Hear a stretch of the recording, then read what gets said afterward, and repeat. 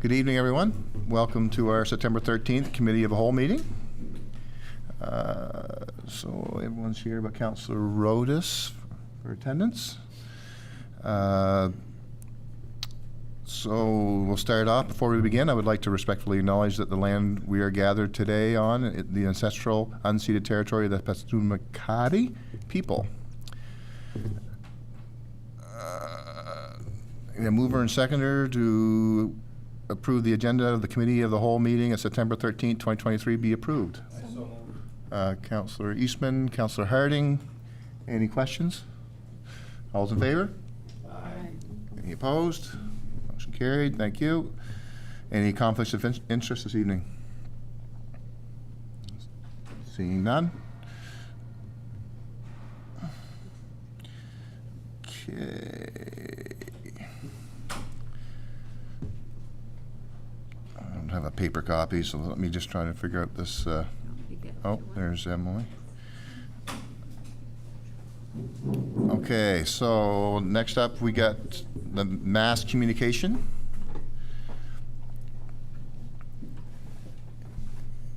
And you got to have the floor on that, Jeff, to explain what your thoughts and plans are for that. Thank you, Your Worship. So the mass communication system, we have signed our agreement with Alertable. We are, technically speaking, live. We're still working on a couple of logistical things, a landing page on our website for citizens to go to sign up, and preparing some promotional marketing type things. Council should have received an email from Alertable asking you to join. That's for internal notifications, so I can send an alert to all of you through the system. So it's we actually sent out an alert as a kind of a first test of the live system for notifying of tonight's meeting.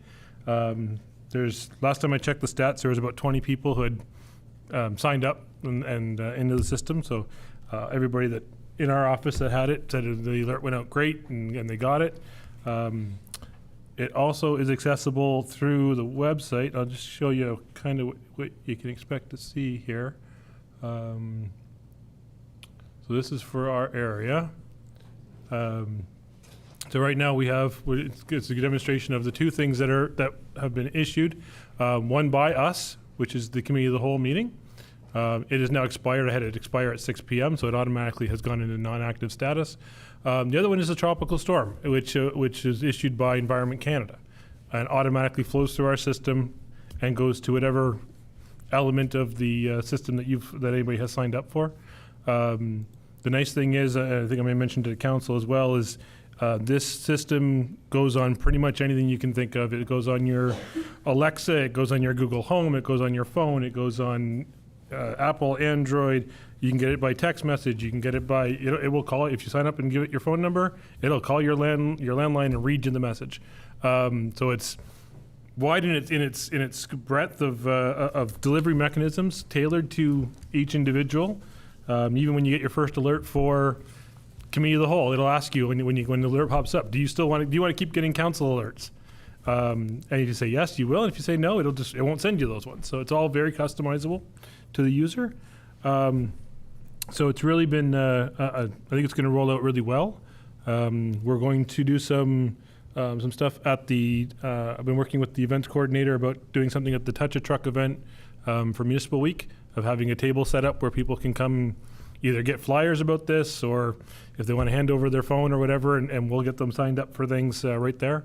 And like I said, we'll be pushing it out through our social media and whatnot to let people know that it's here and it's active. And we're happy to be able to enhance our communication side of things. It would have been nice if we had it a little more up and running before the tropical storm stuff hit, but we will, anything that we get that is outside of Environment Canada, because that's already going to be there, the Alertable website will show automatically anyway, so we encourage citizens to use that, and as well as any other means for picking up information over the next few days. So yeah, with that, just keep an eye out for the the promotional push that we're going to have going, and if you know people, encourage them to sign up, because it will be the primary way that we're going to be pushing our communications out in the coming days. So I didn't get an alert myself for the meeting tonight, but I believe I signed up. I'm not sure. Yeah, and so maybe that's something that might come. But I think, this opportunity's knocking right now. We could use this storm to get more than 20 people signed up. Like, is there? So just as far as your personal stuff, if you signed up only through the email that you got, that only accepted the invitation to the internal alert system. You still need to get onto the app or something and set up your account and tell it what you want to get notified about. So yeah, you've got the internal stuff okay, but you got to do the main section. All right. So yeah. So back to that though. Let's try to use this storm to our benefit, I guess. But that's usually we usually put those things off, but when we really need them, this is people are going to expect this. And on another topic, I did talk to, it's kind of related to this, is our MLA Minister Kathy Bacchus about, it'll be tomorrow, they're going to put out a website for this storm only. So that's going to be active tomorrow, but more to come. They're having a meeting about it in the morning. So that'll be something we'll share as a municipal district as well, and get everyone so they get those alerts. Okay, any questions, Councillor Greenlaw? Yeah, so I've been getting the alerts, and it updates like on the storm stuff every 3 hours or 6 hours. Great, keeps you informed. Just wondering overall cost. Like I don't think we really discussed cost of what the subscription and plan is. And I imagine it's different depending upon what functions you have or what uses. So can you touch on that a little bit? Sure. So obviously, first year costs, you get the setup costs and all the other things. So the first year costs was just about $6,000 for the year. It's an annual subscription, cancelable anytime, no term. So as long as it's working for us, it's good. The annual in future years, for the number of authorized users we have for sending, which is how it's based, which is right now we have up to 5. That's $3,600 a year, and then there's a package for about $650 a year right now, which deals with essentially the cost of the cellular stuff. It was 25,000 notifications a year through the SMS and cellular and the phone calls system. That we can adjust based on how our citizens decide to get their messaging. If they choose the app, just get it through the app. We'll have less messages going out through that system, and we can lower our package. It was set at where it is now because in discussion with the company, Yarmouth, Nova Scotia, who also uses this, is quite similar. It uses it similar to how we plan to, and that's the package that they're comfortable in. So we're going to try that for now, and we get to monitor it as we go, and we can adjust it. So So just a quick follow-up. So when we do the promotion thing, we're going to drive people more towards the app than the other methods of communication if we can, obviously, to get those numbers down. Have you thought of like putting brochures on how to do it in different stores and stuff around? I don't know if that was part of the plan or not. Just makes it easy. yeah, actually, part of the service that we get for subscribing is there's an entire marketing package marketing promotion package that the company has designed. And they've been tailoring it, putting our logo into their graphics. We have everything from the digital files for doing brochures, banners, window things. It's a big suite of things that we can use. So we're gonna, like I said, we're gonna try and roll it out all over, but put the flyers in the bathrooms in the GCC, like where people might be, just to make sure that the word and that you'll see that alertable logo. A lot, I think, in the coming days. Okay. So, Councillor or Deputy Mayor Wheaton. Turn this on. Can people use it that only have a telephone, for example, if they don't have any internet access? Or Sure, absolutely. We're going to be, one of the things we'll be working on is trying kind of either at the front desk here or have sessions where, people who want that service, there's an element of having to go online and register and put your phone number into the system. So we can assist with that. But once that's in there, you can choose to get it where you pick up the phone and this is the message from the municipal district. Like, it just starts reading you the notice. So you don't need to be online. You don't need to be good at a smartphone or anything like that. There is that element to getting the messages out as well. So when you mentioned 25,000, that's 25,000 alerts a year? Is that what you meant when you said that? Okay. And on that, does it matter how many people sign on to it, I guess, for cost? So what will be the driving factor is how many people sign on and choose SMS or landline call or phone call as the method which they like. If all they want is the app, that's covered. That's through the internet. That's fine. It's basically, if you think of anything that would run through that you would get charged on a cell bill for. So it's the phone calls and the text messaging. So it's 25,000 instances of those going out. So if 25,000 people all wanted a text message, one notification, then we're going to be at the limit of that. No, that's not going to happen. But, right, so that's where it's much better for people to, for us, for a cost point of view, if they say, I just want it sent to my Facebook, I just want it sent to my Facebook Messenger. Like, there's a whole, pretty much anything people use, if it's online, this is interconnected with. If using that will be cheaper for us. It's just really those text messages and the phone calls that drive that extra package. All right, so that brings another question. How are we going to control that?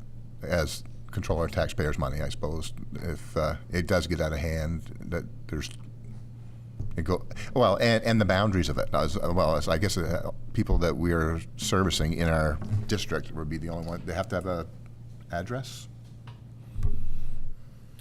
Nope, just like if you sign up, if you've got the app on your phone and you have parents who live in Kamloops, you can ask it to send you the notifications for Kamloops, British Columbia, right? So, because you can pick and choose or what you need. As far as how do you control it, it's, again, the best correlation is a cell phone bill. When you're getting close to your limit on your data, you get a notice, and you can either choose to stop doing it or increase your package, right, for whatever fee. So we're gonna, until we know how people are gonna be desiring to get their messages, we're not gonna know what the right package is for our community. It's just gonna be, it gets monitored. I have a dashboard. All of us that are administrators have a dashboard where we can go in and see all the stats, where we're at, how many notifications have gone out, all that fun stuff. And it's just gonna have to be, it's managed.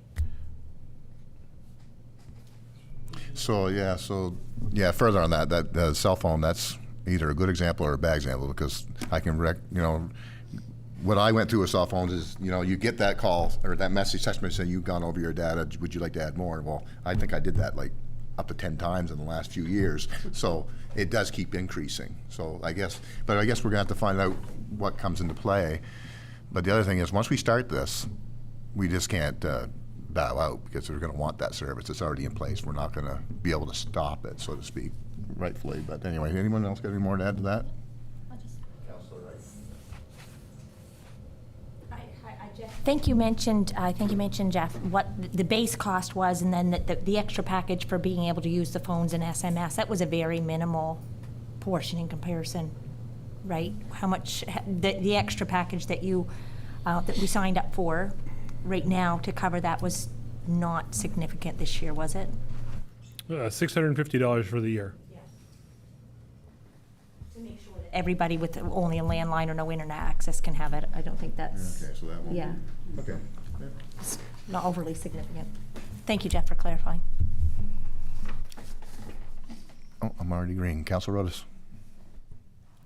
I tend to do some videography on the side, so I'm just throwing it out there. If you would like maybe to put a video together and have somebody from the town actually go through and drive people to actually add the mobile app, I'm happy to put something together on just to help with the town to drive that kind of like, I think a step-by-step video to show people with like a screenshot of what's happening on the phone, which I could edit all together, would just help people. I mean, it's tough when I find people will just click whatever, so they might just click SMS text without even thinking about it. But I think if you actually just have a video that says we are encouraging people to start with the app, if you absolutely need this, then do it this way, like a step-by-step process. Anyway, I'm just throwing that out there. If you need help with that, I'm happy to help. Okay. All right, everyone good? All right, so everyone would like to bring this forward and vote on it properly in the next meeting? Oh.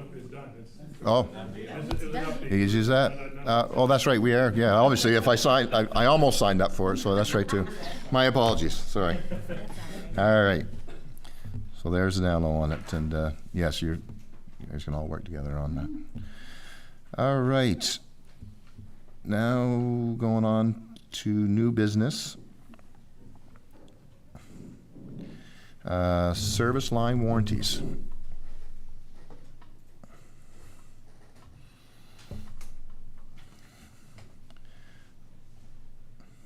I still like paper better, I'm sorry, guys.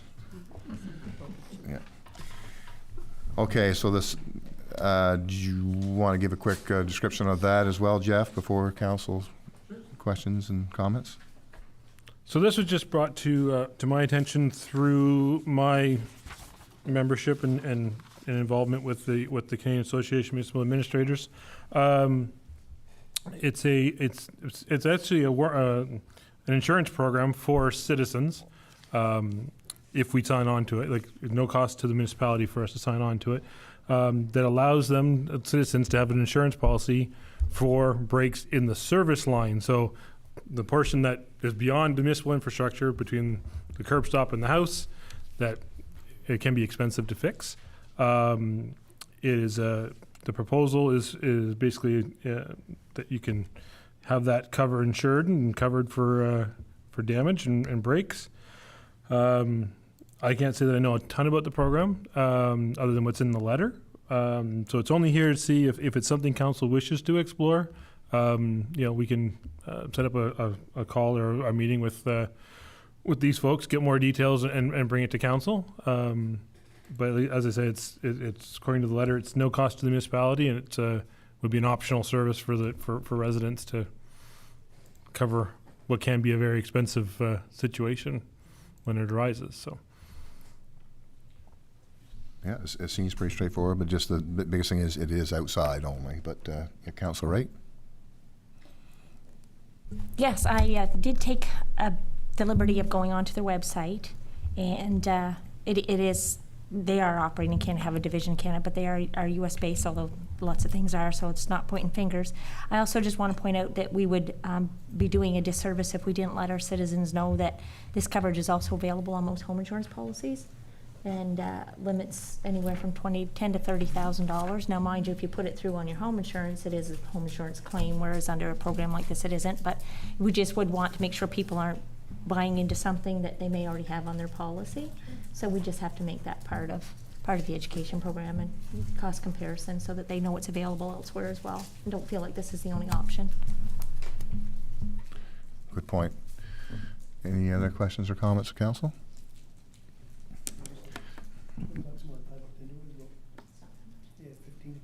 Yeah, yeah.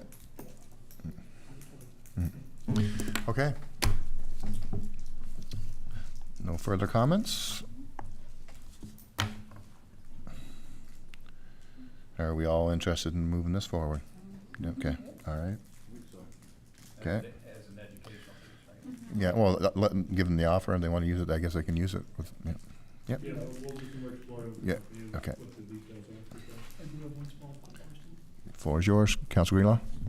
Just, is there any exclusivity with this if we sign on? Like if other people, if there was another company that came in, is there any exclusivity as far as the region? Yeah, I'm not going to claim to be an expert on this program yet. It's a good question that we can ask during a phone call as we get more to the details, for sure.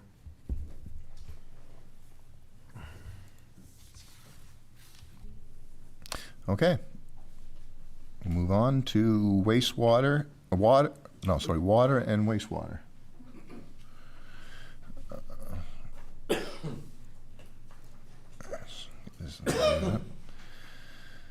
Okay. Well, again, Jeff, you can start the ball rolling on that again. Okay, so as council is aware from the last meeting of council, we had discussed this a little bit. One of the things that I've been working on is trying to get some policies related to the utility and a few things in corporate services kind of cleaned up. So here is a very preliminary draft of a wastewater collection policy, and including your package was what purports to be our current policy. And I say that somewhat kindly about the current policy. As you'll see in the current policy, is very short. It says 3 letters will be sent. It doesn't even say when they're sent. It just says they will be sent at some point, with 15 days between them, and that's pretty much about it. Which is kind of light for a building and collection policy. What is proposed here is in its infancy is a more robust collection policy. Couple things of significant note here would be under accounts number 2, which states that the water and wastewater bills will be issued to all municipal properties that are connected to the municipal water and wastewater systems. Currently, we do not, I shouldn't say we don't, but the utility company does not bill the municipality for water used inside a municipal facility. We, the municipality, are a big consumer of water. You look at our pools, you look at the arena, you look at, right? That is a loss to the utility because we're not metering it, we're not billing ourselves for it, and we're not paying the utility for it. If this policy were to go forward, we would install meters on all municipal property, which I'm already working with the deputy CAO to have done anyway. Because even if council chooses to not charge for that water, we want it from a management point of view to see how much water is being consumed by these facilities. So we're working on hoping to have those in by the end of the year. And our intention is, because we never charge ourselves, we never budgeted to pay those bills. So if we were to go down this road, we would make this effective in 2024, and we would budget appropriately under each of the facility budgets to pay their utility bills. The utility, as councils will probably recall from numerous discussions, struggles. It struggles from a cash flow point of view. It struggles from a lack of reserves. We, the municipality, can't move money from the tax base into the utility just because we would like to or because we think it's good. But charging ourselves and paying for the water we use is perfectly legitimate, and it would be a good business plan. So that's one thing that would be new to us. The other part of this that is significant is the timing of... Just stay on to that topic for if it's okay. I just want to make sure everyone understands like the 2 separate budgets and how if we're paying water service out of our taxpayer, like their assessment budget, it's going to be moved over. So it's not like a wash. No, it isn't a wash. It's not like we're just paying money and giving it and getting it back. It's coming out of 2 separate budgets. I just want to make sure that everyone understands that, which is beneficial. And just one sec. And also having these meters to me is beneficial too, because when we're trying to conserve water, we know what we're using, and we can also use that to our benefit to try to conserve as well. But anyway, Councilor Wright. Thank you. I was just going to note under the purpose statement, it might be helpful to have it in there so every citizen who reads it will understand just what the mayor said, that we're legislated for the utility to be self-sufficient and pay its own way, and for what we collect to meet the bills of the utility.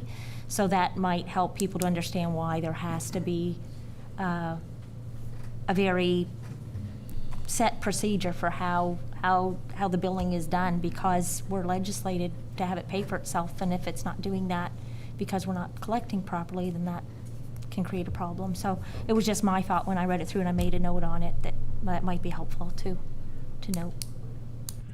Okay, I'll let you have the floor back. Sorry to interrupt your flow. Oh, okay, sorry. Councilor. Yeah, the way I'm reading this right now, that even if we ended up taxing ourselves on this water, you're going to tax Ward 1 and Ward 3 as well.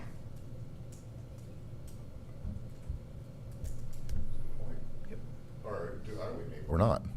Well, you're going to have to, because it's underneath the scope of the municipality. I'm going to let, go ahead, Jeff. The only thing being contemplated here is that we charge ourselves for the water that's consumed from the municipal system, from facilities that are connected to the municipal system. So there would be very few properties that, well, Oak Bay Fire Hall doesn't have municipal water and sewer. The community hall doesn't. So we're talking about 199 Union. We're talking about Garcelon Civic Center. We're talking about the pump house. The pools. Yeah, it's all pretty much contained in here. Yeah, but still, it's a tax-based budget. So it is. Not that I don't know if we're raising taxes to pay the water bill, but the taxpayers' money is paying. So you are on to something, though, Earl, I think, or Councillor Eastman. Because if we, no, you're right. Yeah, I think you're right, unless someone can clarify that. But it is what it is. It's still a service. These are services servicing our community, so it still has to be a cash flow thing for it anyway. But Councillor Wright. Thank you, Mayor. I was just going to say that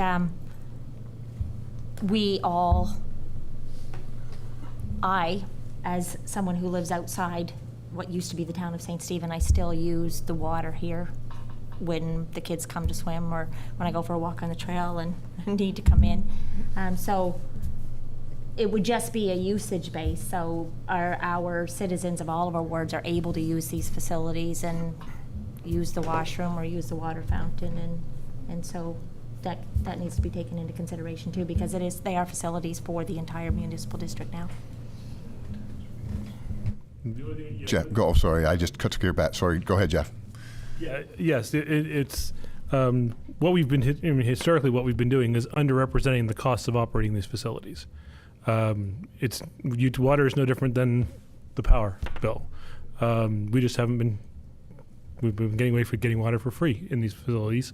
And to Councilor Easton's point, yes, the tax base that pays into the general operating to pay those costs, Ward 3, Ward 1, they would be affected on a prorated basis because recreation is a shared service based on a criteria that's mathematically determined, which is a little bit less than Ward 2 in most cases. So yes, it would have an effect, but it would. I would suggest to council that properly accounting for the costs here and doing the utility the benefit of properly accounting for the water that's being consumed is win-win. And we have to accept the fact. I think we have to kind of accept the fact that. We've been, citizens have been benefiting on the tax side a little bit over a long time because we haven't been charging ourselves for a basic cost.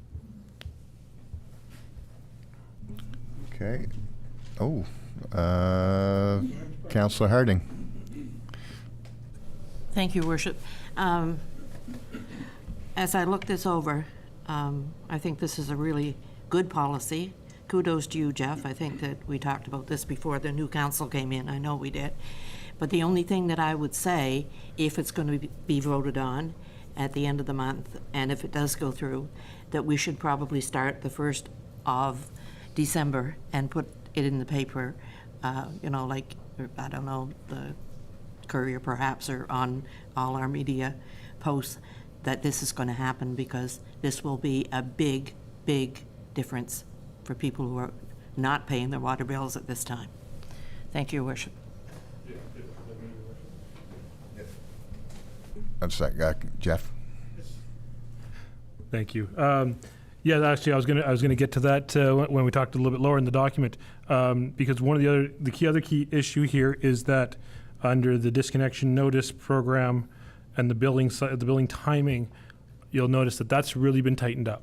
But between the date of the billing, the date of the reminder notice, and being slated for disconnection, and it is a shocking change, absolutely. My intention, probably not this month. It probably won't come this month because it does need some refinement before it's ready for that. But possibly in October, if the policy were to be adopted in a form similar to what's here, yes, there would be a notification period of time. My suggestion would be that it would be effective January 1, 2024, to give people who may have interviewers with us time to come in, make payment plans, deal with, and deal with whatever we have to deal with, which we've been doing. We did a fair bit this week, actually. But come January 1, that this would be our cycle, and we just have to hit it. I will note that the Corporate Services Department is currently still reviewing this from a logistical, functional point of view. There are some challenges, not that they can't be overcome, but doing things differently does require some systematic changes. So we're working on that element of it. But what I wanted to bring forward was, at least at this stage, was the concept of tightening up the timelines for payment, tightening up the timelines on disconnections. I was, and I'm not, because it should be public information anyway. One of the things I was mentioning to the mayor before the meeting is I've got the numbers going back for 2020, 2021, 2022 from comparing looking at our collection rate in the utility. Quite frankly, it's exceptionally disappointing. Our net receivable, comparing what our receivables were January 1 to our receivables on December 31st of each year, the change, you would hope that number would decrease, that we'd be collecting more, taking more action. In each of those years, our net receivable went up by over $200,000 a year. And that is creating massive cash flow problems in the utility. So we have to collect this money or stop letting it bleed out of the system through not disconnecting services if this utility is going to survive. Where it's slowly bleeding to death by inaction from our part. The only way to fix that, to use a medical example, we have to cauterize the wound, and it's going to take a stringent action to do that. We don't. I had citizens in my office not long ago, and I advised them, I don't want to turn off your water. Like, that is not my goal. My goal is to get paid and make it work for everybody, because getting no money doesn't help our system either. So if we're going to go down this road, there will be a spare period of time where we're going to try and work with everybody on the collections list, make plans, make whatever we have to do to get things sorted. But we have to really step up our game here, and something in the light of what's being proposed here, I think is the most reasonable option that achieves the goal. Councillor Eastman. I have no problem with all of this policy and the way it's driven, not at all.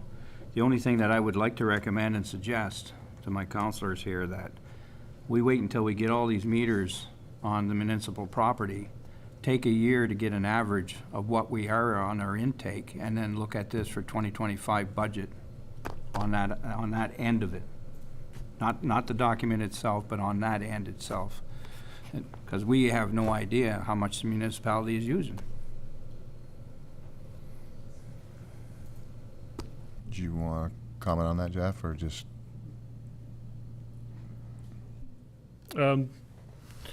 I see the logic in Councillor Eastman's suggestion, because he's not wrong. We've been talking about it at department head levels, saying, okay, we need to build this into the budget, but what are we building in? We know how often we empty the pool, and we know how much the pool holds. So there's an educated guess. and same with the Milltown pool. I mean, to a degree, we can make educated guesses. Do we have historical numbers like we do for many other things we budget for? No. And if it's the will of council that, the municipal portion that accounts number 2 has a sunrise clause that says January 2025, subject to us installing the meters and getting the data. That's, that we can do that. That's, not a problem. But we would need to, we would definitely need to still trigger these other things, I would suggest, in 2024 as far as the normal accounts that we've been dealing with for many, many years. Yeah, so just a little more, you guys, is, it is what it is. If we're using it, we're using it too. We got to be accountable that way too, but just a second. I'm going to let Councilor Heislop. Yeah, I was going to say, we got to pay for it regardless, but it's kind of, and I see the logic because we don't know how much we're paying for. I see that splash pad down there that's running all the time, and that scares me. I don't know how many times I've brought this up in the last 7 years. We have to get a handle on closing that off, and there's no kids down there on a rainy day. I still see it running, right?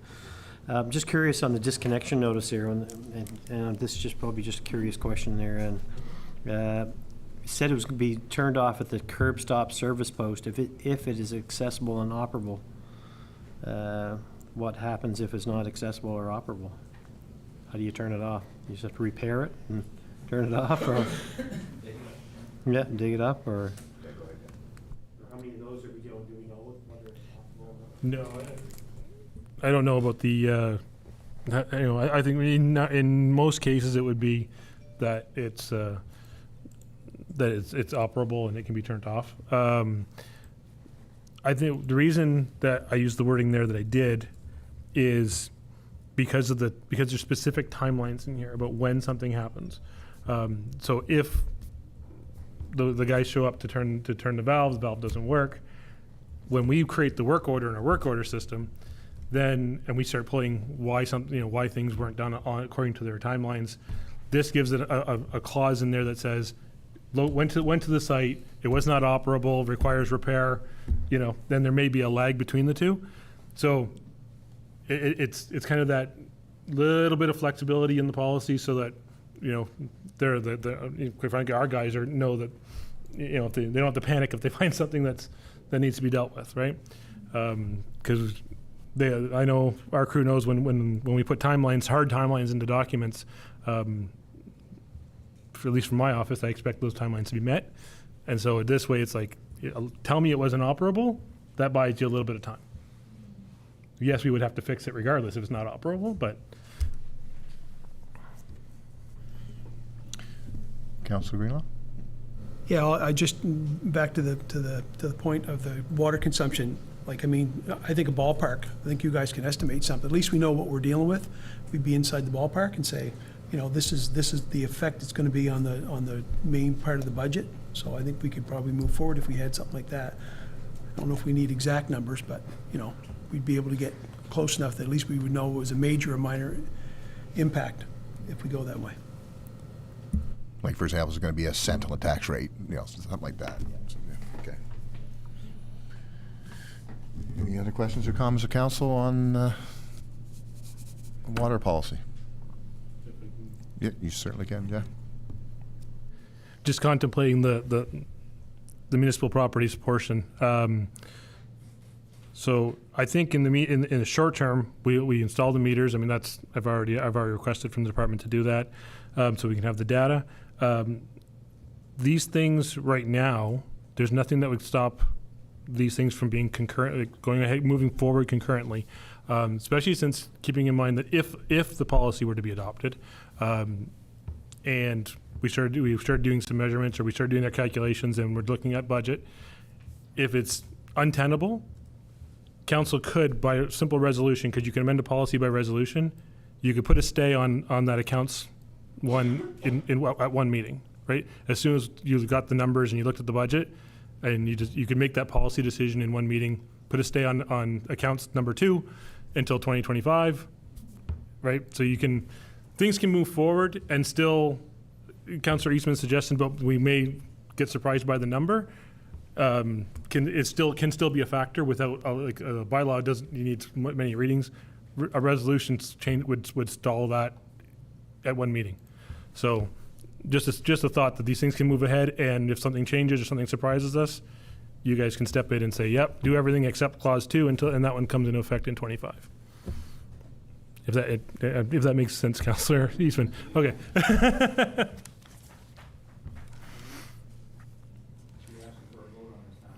No. It's just, and if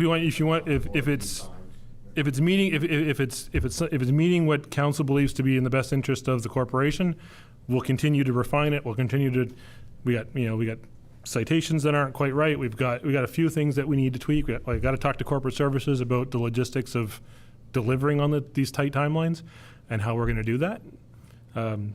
But we'll push down that road if overall there's a sense that this is a path that council wishes to walk.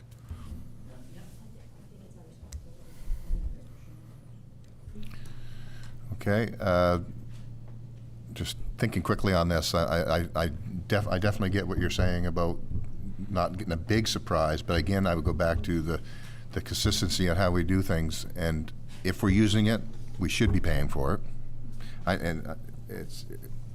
You just can't sit here around this table, and my belief is you just can't not pay for it once we know this. Like, it's something that we know now. Like, I don't think that's right. That's no different than we're no different than our citizens, as far as I'm concerned, right? But it is the citizens paying for it.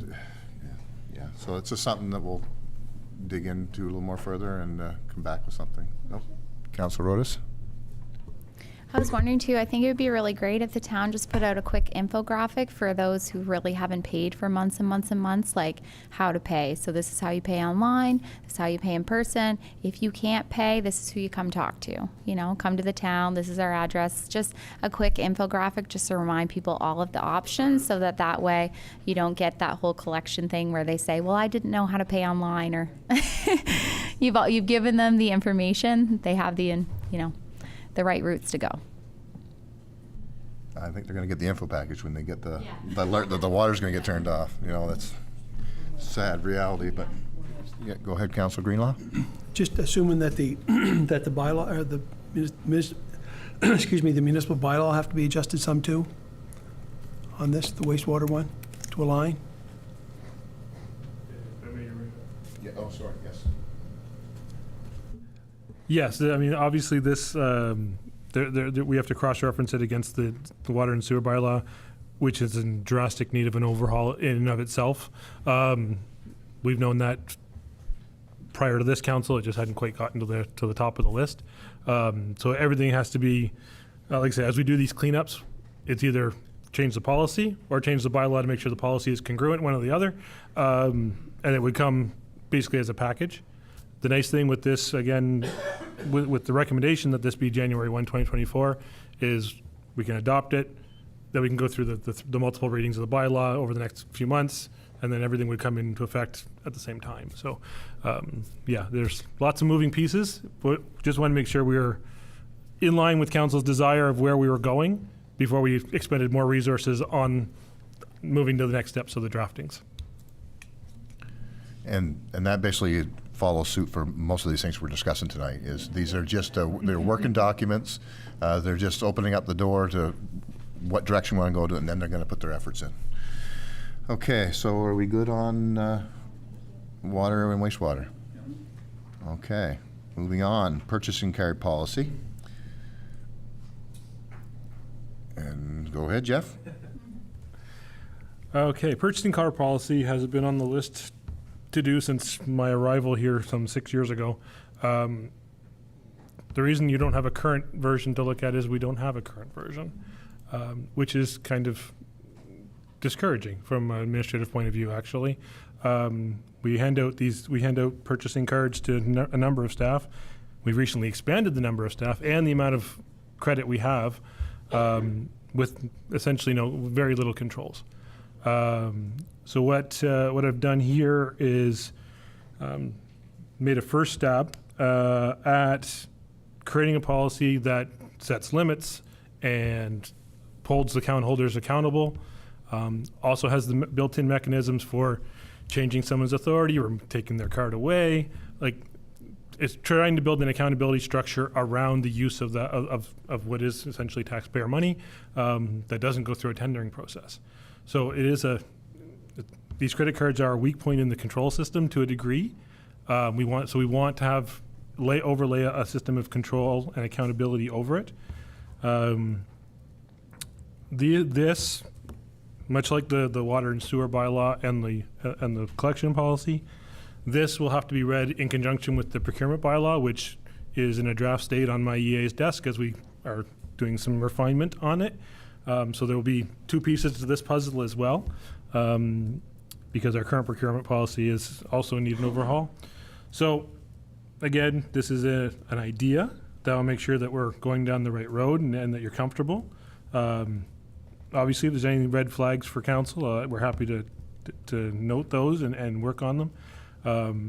It has been something that the treasurer has asked me for help with, like as I say, since I arrived, because some of the accountability stuff makes more work in their department. This should clean up a lot of that. But yeah, I really think it's the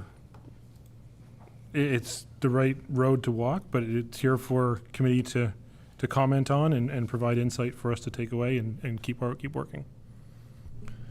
So myself personally, I do support this because it does give us better control. Like right now, I'm not saying anything's going on, but like purchasing is done in a group. You don't know who you get better control. It puts a face to the transaction. So. And it's better control for their accounting. And I just want to say one more thing, because you mentioned your EA. I apologize. You're over there hiding, so I'd just like to welcome Celeste Caswell to the team. She's our new EA for our growing municipality, so thank you and welcome aboard, and I apologize for not doing that at the first of the meeting. And not to put you on the spot here, neither, sorry. So welcome. And so back to the floor. Is there any comments on the purchasing card? Councilor One, it'd be nice to know how many we're going to issue if there was to a certain level of employee, then maximum limit on the purchase. And then I noticed some language in there around if a person didn't have their P card, all their receipts and stuff in at the end of the month, they'd be responsible for any fees incurred because it wasn't paid. So I'd like to see if there was a way around that we could make sure it was paid so we didn't get any interest and then go after I might have read it wrong. Yeah, I could have read it wrong.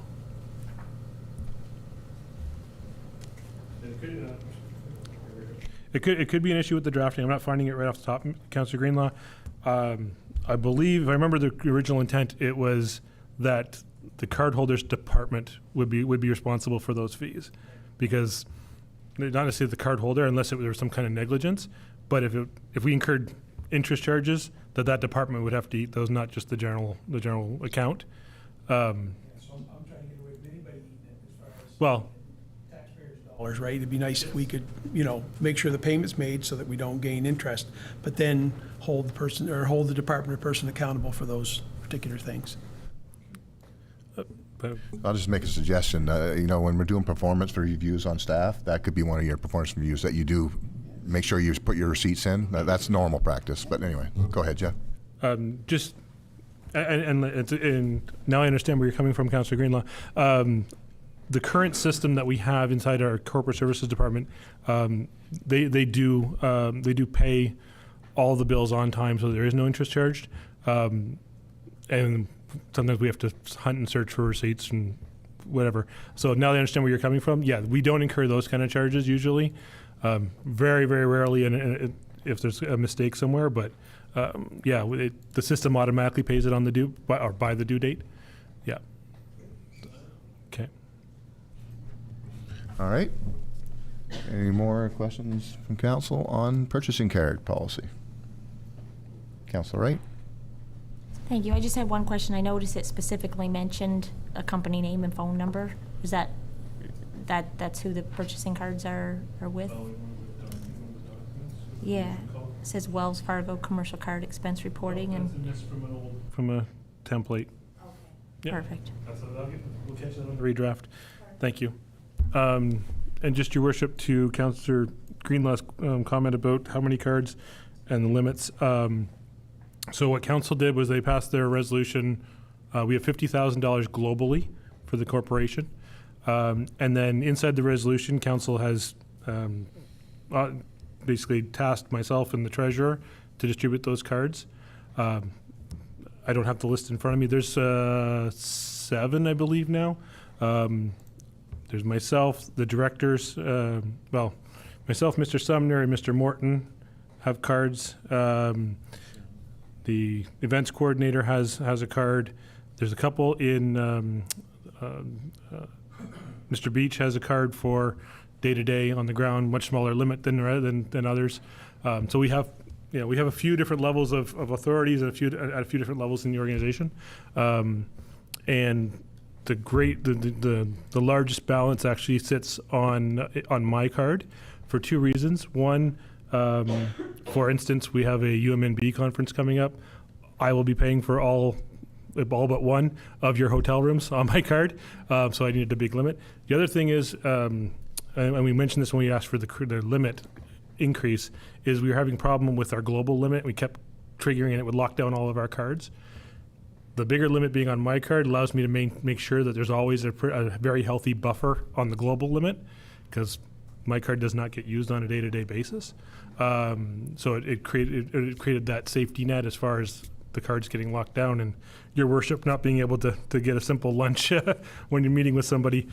But yeah, I mean, if you are happy to table the list if you want to see the list, but that's there's a few levels and a few different areas of the corporation have authorizations. Yeah, and just so you know, this is no different, really. It still has council's eyes on it, because it has to be signed off. I have to sign off all the visas that are credit cards that are there now, and so there's still policing of it, I guess. Okay. All right. Thanks. Okay, next up, accounts receivable. Council receivable write-off policy. Okay.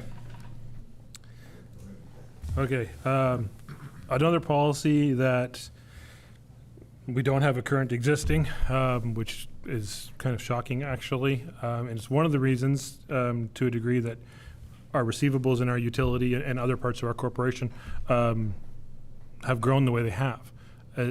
There's accounts that we know we're never going to collect on, that sit on our books for a long, long time, and we really should be writing those off as a general practice. So the treasurer had asked for my assistance in building a plan with authority to start writing off some of this stuff. So that's what's before you. As you can see in there, I'm proposing 3 different levels of authorization to write things off. From a penny to $500 would be the Director of Corporate Services or the Treasurer himself. Between $500 and $1,000 would require my approval, and anything over $1,000 would have to go to council. Anything that was written off by administration through our authorities would have to be reported to council twice a year with like a summary list of what was done and what was happened. One thing I've built in here, again, adding some robustness to wanting to collect on these things, is the process. It's having many steps and many looks at can we find a way to get these funds. So that's why the process is as laid out as it is. It has, even has possibly the use of a collection agency if that's appropriate. It has cross-reference with accounts payable. Are we? One thing that drives me crazy is if someone owes us money and we're still cutting them checks for other things, can we legally? In some cases we can't legally do it, but in some cases we can offset the two. So is to build a system where that is routine, and we don't even talk about write-offs until we've exhausted those other mechanisms. So I think, again, as a starting point, I think this is is a pretty good starting point. It's it's probably not perfect. We'll be continuing to refine it. We'll talk to legal counsel about a few elements there, about where and when we can do certain things.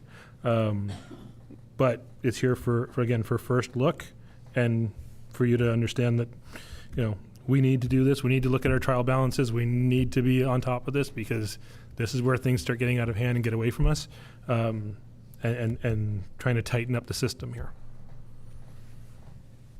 Just to speak of the public, as I already kind of brought this up in our discussions, Jeff, but the only thing I don't want to see us write off is something that does have a chance of coming back to us at some point. Like if a water bill that we don't think we're going to get when the house or the building sells, that we do collect at that point. So just want to make sure that gets discussed publicly. Yeah, so even if we write it off on our books, the policy actually requires us to maintain records of that. And so that if another collection opportunity arises at some point, that we are prepared to do that. That could be that client's coming back in trying to reset up the account. That could be the land sales.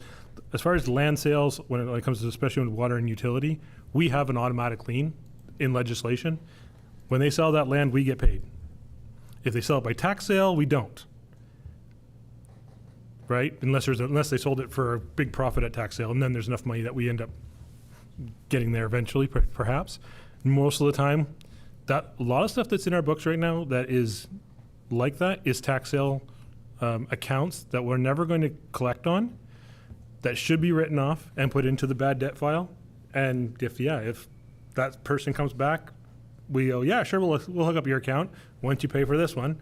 So we're going to maintain that record so that we're diligent about that, but it gets it off the active books, because that's throwing our accounting off, and really our financials are misrepresented to a degree, because we're never going to collect it, so it shouldn't be shown as a receivable. Okay, any discussion with council? Questions, comments on the accounts receivable write-off policy? All right, still want to continue to move forward with this, and okay. All right. Thank you, council. Next up, Parks bylaw draft. Thank you. Go ahead, Jeff. Or Kev. Oh. I'm going to delegate this one. All right. Jeff needs a break from speaking. So, I appreciate, I wasn't at the last committee of the whole meeting. I appreciate council's patience, because I was celebrating my wedding anniversary, so thank you for that. And I looked through the recording of that meeting, and I made some changes. As you can see, it's still in draft form, but the changes that were requested are made. But if there's anything that comes up from the first draft, please let us know that it's available for amendment. So. Great. Councilor Eastman, the floor is yours. I notice in this document that there's nothing mentioning cenotaphs and memorial artifacts. The Legion does not own any of the cenotaphs here. It doesn't even own the land that the cenotaphs are sitting on. That belongs to the town. So if it belongs to town, then it would fall under this. But I don't even know if the one downtown does, though. But anyway. I've read the minutes way back, 1923, to be honest with you, that the town plotted the land for the cenotaph to be on, and the Legion provided the cenotaph to be erected. The federal government actually paid for it. The maintaining of that plot of land has been a handshake agreement by the Legion, but they don't own the land. So in this document itself, it should just add the cenotaphs and memorial artifacts, like your 155 cannon that you got in friggin' Milltown there, and and that other cenotaph in Milltown as well. You want to give the land to us, by all means. So, we can have you guys look into that part of it. If that,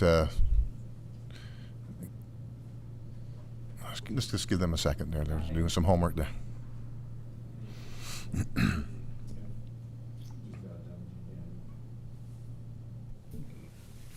In section 14, no person shall damage a bandstand, bench, or other article in a park, or otherwise damage or destroy a park in any manner whatsoever. So we could add We add could that into that section. Sentinels memorials. Mhm. Yep. Commemoration. Noted. Good, okay. Anything else, Councillor Eastman? Okay, Councillor Heislip?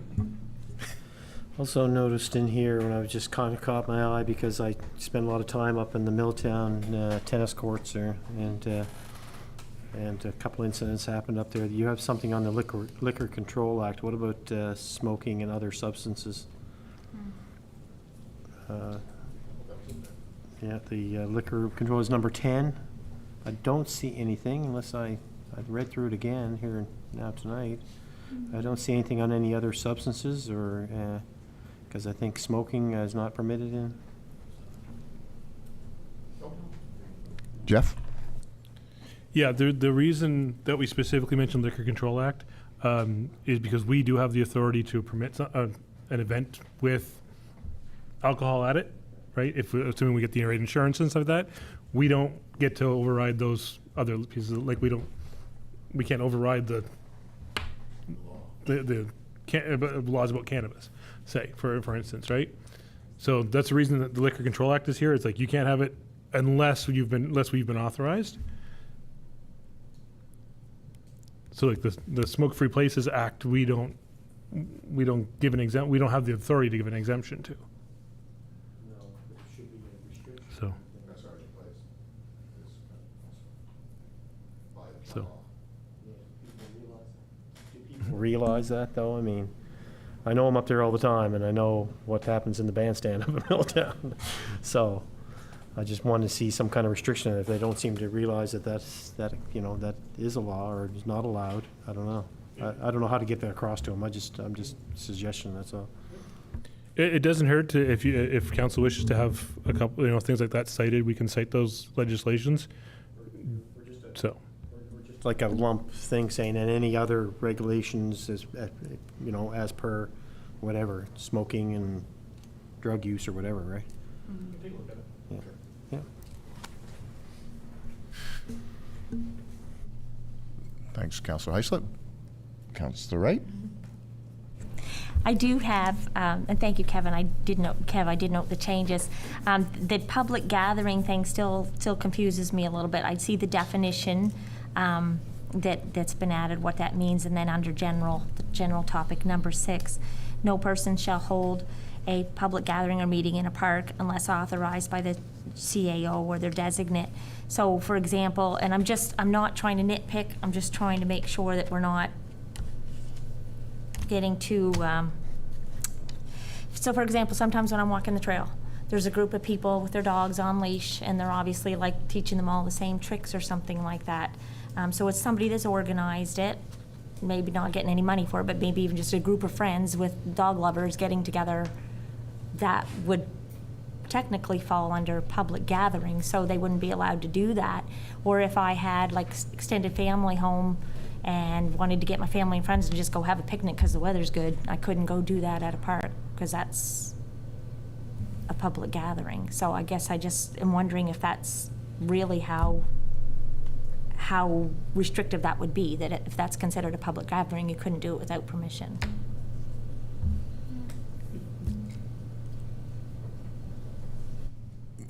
Yeah. Or if I wanted to get So- a group of friends and the weather's Oh, good, sorry. sit down in the park and talk politics, for an evening.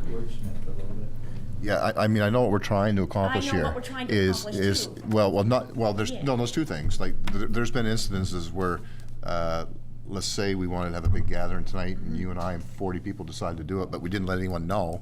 And then Kev, through the events coordination team, had something lined up, and all of a sudden we all show up, because this has happened. Yeah. And like, so what are you doing? So we need some sort of governing there to be able to do that. But anyway, I'd let the team, if you can put a number on it for what size of a gathering, what's a gathering, I don't know. Go ahead, Councilor Wright.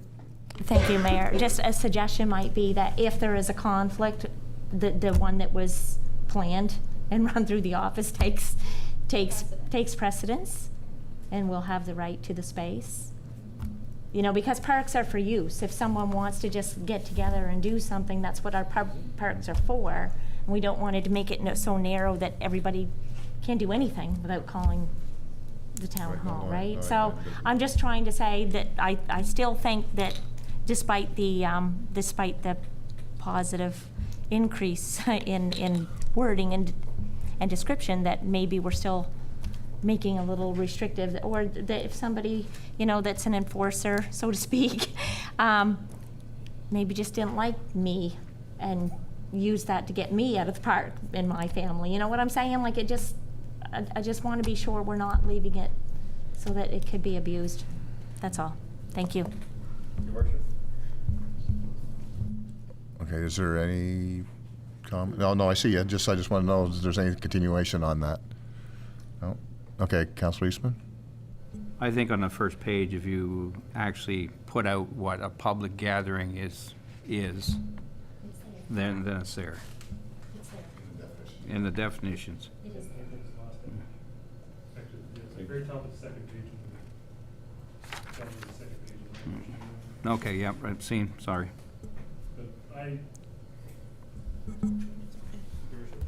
Yes, sure. Oh, sorry. Councilor Harding. I want to get back to smoking. Not right now, but I want to get back to Councilor Hyslop. I was in the park the other day. I was up in the Milltown Park the other day. We had a great little gathering up there, and before we even got there, we had to clean it out. So I don't know what Councillor Hyslop means about smoking around there, but there's so many other things that's going on in that park. It's just god-awful, and I'm just hoping that, you know, if somebody would want to light a cigarette, I didn't, by the way, but anyway, that they could do it. And I think that there's sometimes, and I agree with you, Councillor Wright, things get a little too narrow, and that goes for everything.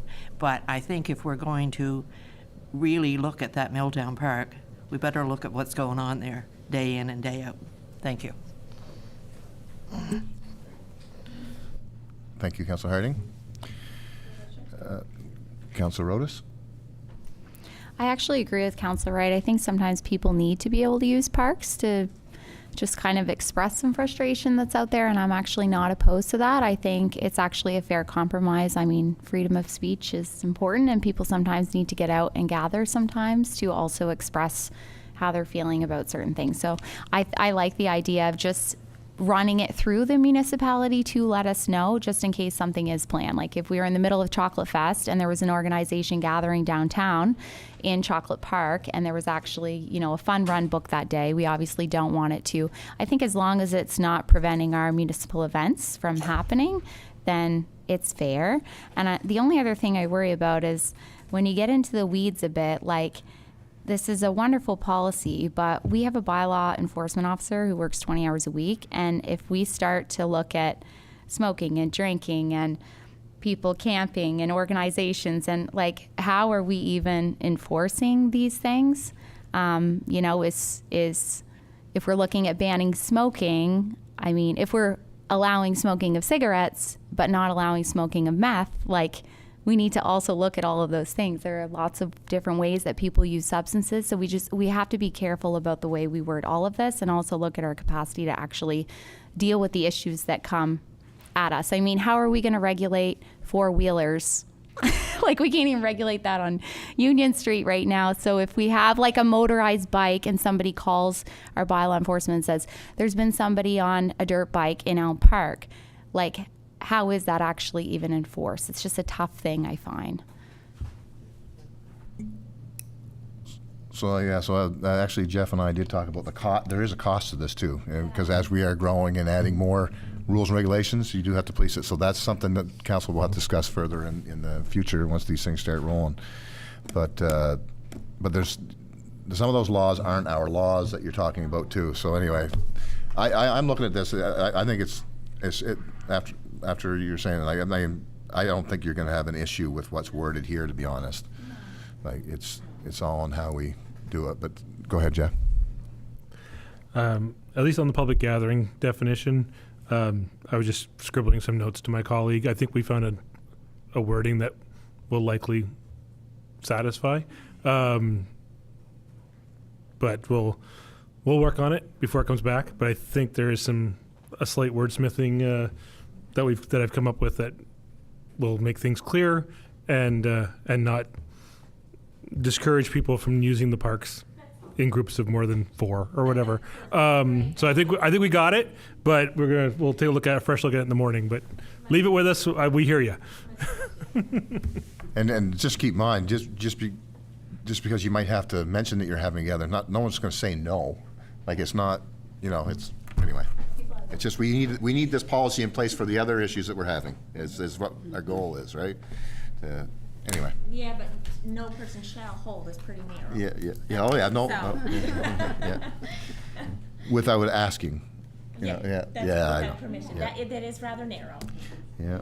But when we're being requesting to govern other things, there's I'm pain not saying we involved don't in need it. a procedure. Yeah. No. That actually the stuff we talk about is great. It's just I'm just saying. It's just we just got to try to take care of what we're all being pressured to take care of. Exactly. Any more comments or questions from council? Yep, Councilor Otis. Thank you to our administrative team. It's not easy, right? To put all of these things together in a way that works for literally every citizen. It's not possible, and we understand that, but I just want to thank you because it is a lot of work to look at these things, and thanks a lot. Okay. Nothing further? No. Okay. All right, let's move on. You may want to move 6 down to the end of the meeting, Your Worship. So it's a little bit more of a free-form discussion. And the other ones are some suggestions. You can do it now if you want. I just thought it might be easier at the end of the meeting. So what do you mean now? Number 6. Oh, So budget priorities? okay. All right. Is everyone all right if I skip on to number 7? Yeah. All right. Don't let me forget to go back, please. I know you won't. I know you won't. All right. Hanson Co. Well, we got nothing on that. It's just the title only. Yeah. Okay. Your Worship? I think the best person to speak to this one would be Councillor Cornish. He brought to administration's attention. Okay. So are you prepared to discuss it? All right. The floor is yours, Councillor Cornish. What's that? What's that? Get a couple of hours. Couple hours. No, it's a pretty simple thing, but it's been a very complex thing. Over 20 years, the access to the St. Croix water system has been depleted from Milltown to Grand Falls heavy. And when we were working with the government over the last couple of years, yourself, Wade, myself, and Earl, we drew the boundary line of the St. Croix River as Ward 1's boundary for one purpose at that time was we want access to the river for the municipal district of St. Stephen for tourism purposes, etc. Now, on that system right now, Milltown has got a fairly good ramp for getting boats in and out of the waters. Upper Mills has nothing that goes into Bering Bay except a individual did literally make one ramp right into the water, and I don't know, I can't say for sure, but I think there was a fine involved because it involved removing trees within the 300-meter mark, or 300-foot mark, or 100-meter mark, and it's still a good spot, but we may have to do something there eventually to make it a little smoother because it's just small boats and canoes. The one that's in bad state is Hanson's Cove. It's actually dangerous, and someone is going to get hurt badly. Now, I'll explain it, and then I'll explain what's taken place since then. For years, we've had bass tournaments there, held in there. When the Scudic Sports Club Fishing Game Association was in full form, I believe that it may be dissolved now. I've been keeping in touch with them. They maintained a lot of the road. They brought gravel in. They did this by having auctions and having children and their parents go out and had fishing tournaments for years. Probably goes back 30 more years. I've attended them myself, and we have 2 bass boats. We run that particular part of the river a lot. The river at that point, actually the whole river, the whole way up from Milltown right straight up to Grand Falls is abundantly There's an abundance of bass and all kinds of fishing that is great fun.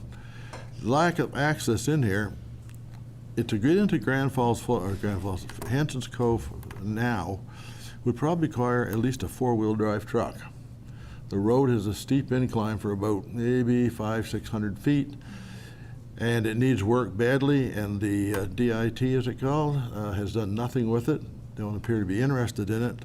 And when you get to the actual ramp itself, the ramp is good, except if you want to get your wheels of your trailer stuck in one particular spot, you can, because some of the chains have rotted off and the concrete blocks are put there, and you can actually drop your wheels of your trailer. It makes it sometimes difficult to get your boats out of the water. And now, the most critical part of that is that the banks going to the actual ramp have eroded, decayed, I don't know what word you call it. There used to be large logs. That particular part of the waterway is really a bad spot unless you know where you're going. It's full of fish, but it's also full of logs, because it was at one time small tugboats used to push the logs into the mill, and they used to come down from Grand Falls, and that's why there's so abundance of fish, because they probably live in that habitat. But along the edges of the wharf, what I call the wharf is basically gravel with some fallen down timbers, there are 1 inch in diameter rebar type round spikes sticking out of the water that if a child or a human, any human being or any dog or animal would actually go into the water at that point, they could be impaled. Now our boats, we've hit them several times with props, because that comes, if you're driving a boat and it's got a $700 prop on it, you could break it all to pieces. Well, that's one thing. My concern is that someone is going to get hurt badly there. So at that point, I'll just describe the situation. It can be fixed. I've tried several times with the government over the last 12 years to get help in there, actually with Scudic also and individually. And a couple of times they have dumped gravel in and leveled it so you could get down through there and people wouldn't destroy their cars. I failed this year until I got to one point where I was able to I was able to access a young lady by the name of Sherry Stewart, who I found out as the Director of Tourism and Recreation for the Southwest area. Had quite a talk with Sherry, and she knows the situation now, very cooperative. Matter of fact, she actually set up another session that I talked to a fellow by the name of Neil Berry, director of the St. Croix water system, and he's actually got the same thing that I have. He's actually making recommendations that this is an area for tourism that should be upgraded right away. Well, a little late in the year now. It'll be freezing over pretty soon, but over the winter, hoping that Mr. Berry and myself and Ms. Stewart will be able to get together, and probably will need help from Kevin. He's on the hit list also, that we could get together and at least get this particular ramp fixed up. There's another one in Upper Mills we may look at later down the road, but this Southwest Planning Commission is actually going to create a tourism plan along that whole river system. I just wanted to bring you up to date. It's been a long road, and it's a serious situation under due diligence. Now that we know that there's a danger there, we should be aware of it and try to fix it as soon as possible.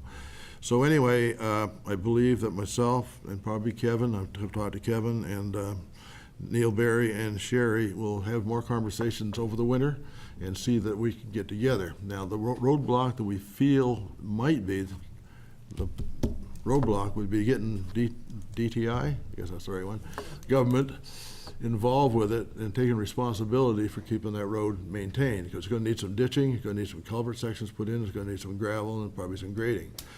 Now, if you look at Grand Falls, which surprised me a few years ago, the government moved in and built a super highway out there. They didn't pave it, but they went out and worked there for weeks, making a broad road going to a piece of property that we don't even own.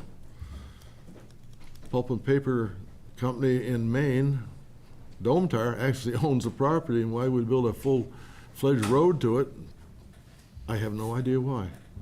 But anyway, in this case, I hope that we may need help from our city manager when that comes down to it, maybe not. But when it comes down to it, I believe that we're talking about tourism, and we should get some cooperation between themselves and ourselves, because eventually we will be inheriting those roads. And right now, that is a critical one that has to be done. So I suggest that we leave it with this committee that's working on it for now, and then we'll see how we make out. Come spring, if we do run into roadblocks, we may have to come back here, and Kevin, myself, and a few others, and see what we can do to get the government to move out there and rectify it. It's not a lot of money, but it's definitely worth the effort. So yes, I do have some questions. Yep. Upper Mills, Yep. is that ramp privately owned? The road is the main highway leading to the water.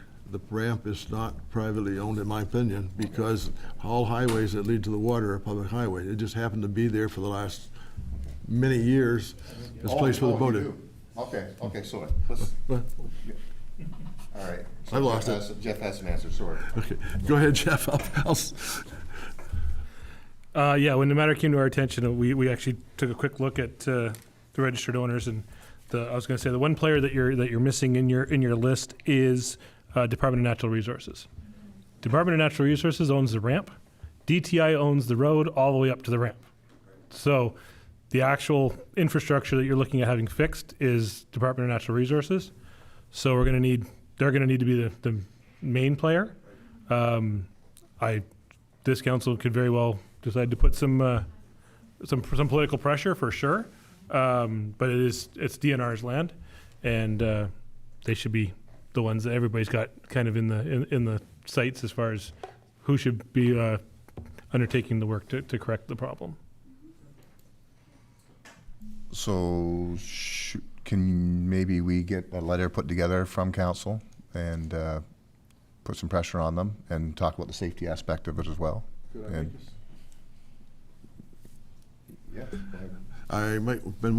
It may be best, in my humble opinion, is to let these people start their plan, put it together, and then use that tool when we get a little closer to it to basically understanding what really has to be done. Okay? Don't touch the buttons. Councilor Heislip? Yeah, I was just thinking of some of the roadblocks, and I've done a lot of projects near waters and worked with Fisheries and Oceans in Newfoundland for a while on fish and fish habitat and fresh water. And one of the biggest things you're going to run into there is environmental, right? Because you have to have all your ducks in a row for doing anything around or near water or a water course. So that's going to be one of your. So this should be started as soon as possible over the winter to get all those permits in place. And there's a St. Croix corridor, one that you're probably aware of too. So there's a couple of different things in the environment there. Yep. And it sounds like the owner would know those things anyway, the DNR, that's right. And that'll keep we out of it. We just encourage it. Councilor Rodas? We should definitely maybe have a conversation in the spring, though, about how our municipality has expanded and the opportunities to use it as, an avenue for us to promote tourism. I mean, even signage is such a small thing, but such a big thing. A lot of people that come here don't recognize how many beautiful waterways we have, and there are people that locally live in Charlotte County that have never paddled the St. Croix and wouldn't even know how to get there. So it's definitely an opportunity for us to build on the conversation, especially with our expansion. Did I just mention something else, Your Honor? Yeah. Councilor.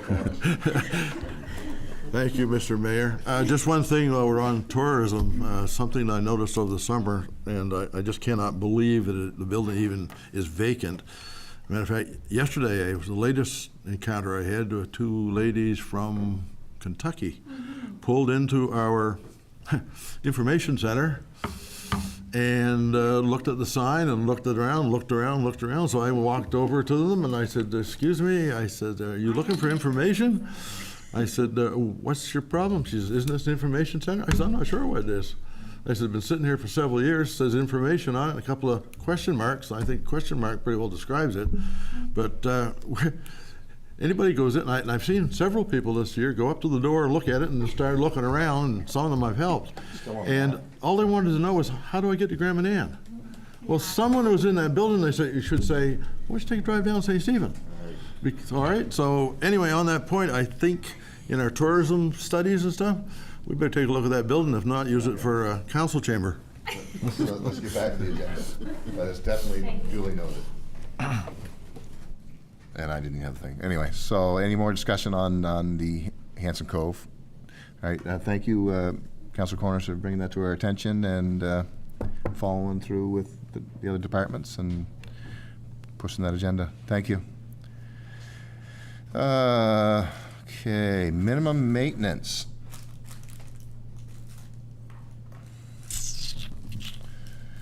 Draft. Okay. Jeff. Thank you, Your Worship. This was brought forward because we've had a number of meetings where we've discussed, what unsightly and dangerous properties mean versus what people think it means. This has been a bylaw. You'll see it's a Town of St. Stephen bylaw because it's being worked on quite a while ago. But it was an attempt, or a very early version of an attempt, to start addressing what everybody thinks is an unsightly property. It's built off of some practices from other municipalities across Canada, as I often do, and it just kind of more or less kind of Frankenstein together some practices from across the country, how different places are trying to address the beautification of their community, and by setting minimum standards for properties. It hasn't progressed very far past its infancy. Legal counsel did a quick review of it at one point and had a bunch of questions. But because it kept coming up and we kept referencing, well, we need to put that back on the table. We wanted to put it back on the table. And I did send this to you guys by email previously. But by bringing it here, it gets it back onto the radar and back into the system for progressing if committee thinks it's something they wish to pursue. I know it has lots of warts on it right now, as far as what does XYZ term mean? What's too long for grass? What's the measurement? And those things can be fleshed out as we continue to work towards this, if it's something council wants.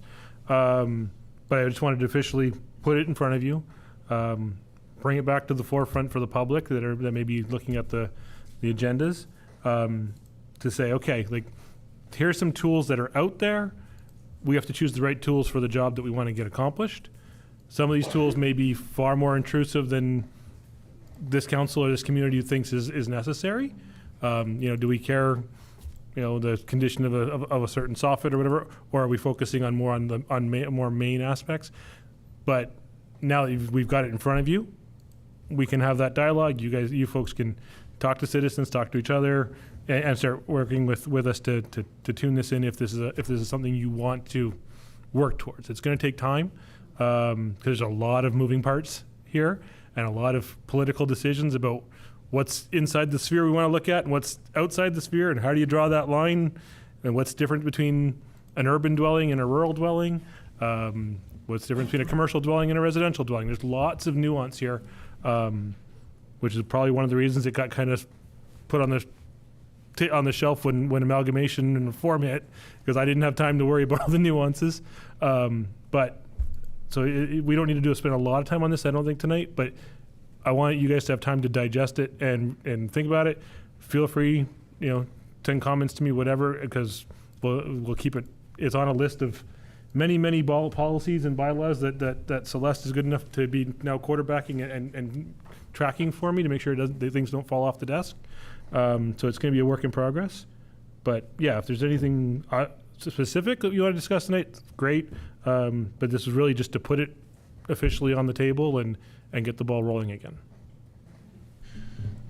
So yeah, I have my hand on the mic, but you pretty much nailed, because of course we've already kind of talked about this and we beat this to death, but I just want people to understand just what Jeff's saying is it's kind of like the park thing. We still need something in place so that we can deal with certain scenarios that we're dealing with our citizens. So we got to give it some teeth, but again, like you discussed, the measurement. How do you measure the lawn length? What's a bad soffit? And further, I mean, I could look at my own house and see some of the things I'm not even passing in this, and I feel like I do okay. But you know, how much is too much paint missing? You know, we do got to think about that, but we also got to know our goal here, and that's our goal is to be able to control the issues that we're dealing with. Deputy Mayor. Well, I was looking at those, and like the mayor said, there are a lot of things that probably I would be guilty at my place. But when you look at the places that have more offenses, they're probably the poorer people. And so, and I see where you have fines and so on. So they're not likely, like if they're not going to keep up their place, like how are they going to pay the fines? Like, how is that? You know, I think we're going to have a problem with that because we already have a problem trying to keep up places, right? Or getting people to keep up their place. So Yeah, I mean, again, Jeff and I kind of talked about that as well, and maybe it's housing or rental or something. We got again. This is something we got to work and adapt it to. Hopefully, fill need. Go ahead, Councilor Wright. I was just going to say, my notes when I was reading through it just indicate that there's no distinction between what we're expecting of a homeowner versus what we might expect of like a commercial property. And that might help to clarify some of the challenges versus someone who's maybe just on a low income, maybe a senior now only on their pensions and maybe can't afford to repaint the cedar shingles versus some derelict properties. We hold businesses to a higher standard in a lot of ways, and because there's no distinction in here, it's all just like there's a mixture of even the garbage containers for refuse. It's talking about commercial stuff along with the residential, and so if we separated that might be a way to minimize some of the concerns like that. It's just a thought. Good thoughts. Councilor Rodas?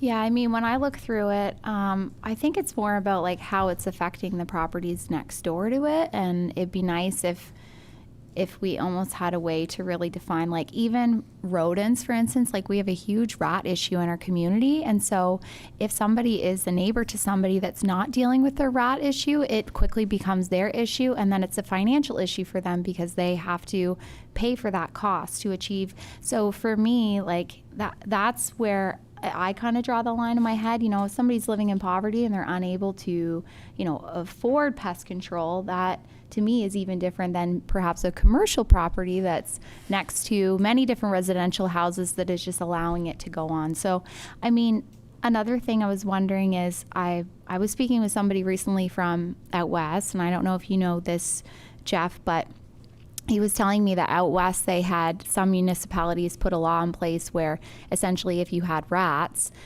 you had so long to deal with it, and if you didn't, the municipality would hire Orkin and send you the final bills, and you would be up for that cost. Now, it's things like that I would see as almost more feasible with commercial properties. You know, if there's a huge rodent issue and there's a commercial property that's vacant and not being dealt with properly, I mean, it's those types of things where we could actually be able to deal. Or if there is graffiti on a building, like we send you 3 letters and then we have the right to cover it up somehow. Like, just, I don't know, it's really tough because I don't want to criminalize people who are in poverty and fine them when they can't afford it anyway. And it also has to be equitable across all wards. And you drive out to the country, and I mean, if people want these things to be in place, they have to be in place in every single ward, and with every single property has to be treated the same. So you have to ask yourself, do you really want this?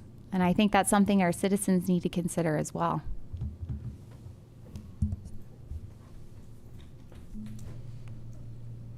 Okay. Councilor Harding?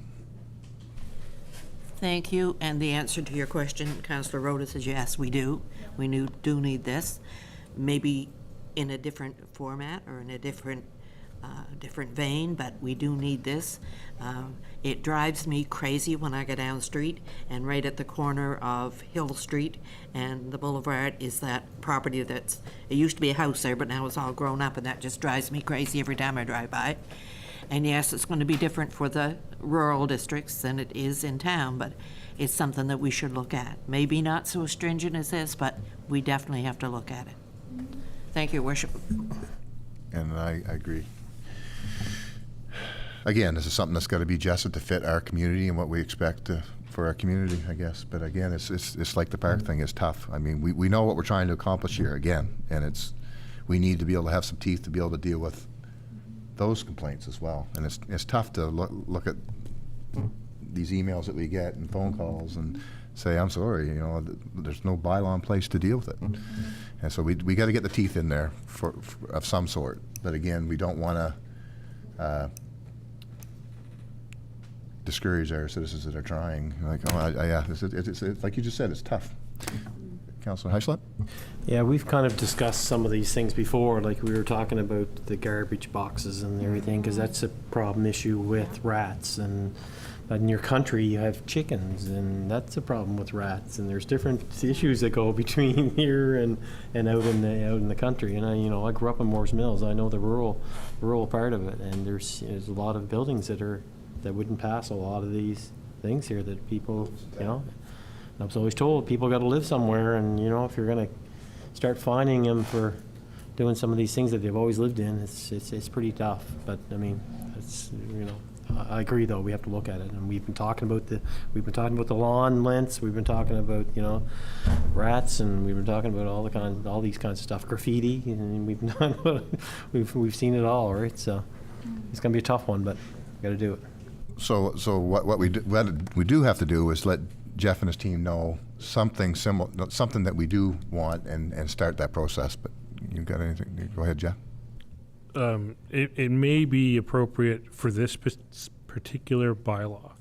Again, this would happen in a couple of weeks, but council may want to consider having an ad hoc committee for this one, because there's so many nuances and so many parts to it.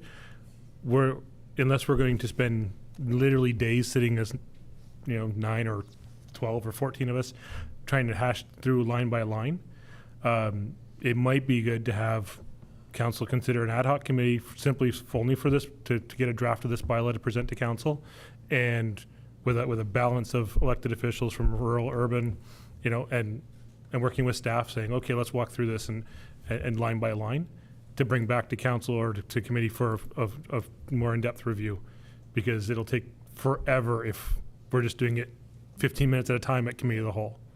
So if that's the consensus of committee, I can put a recommendation at the council meeting to create that ad hoc committee and have something focused on this project.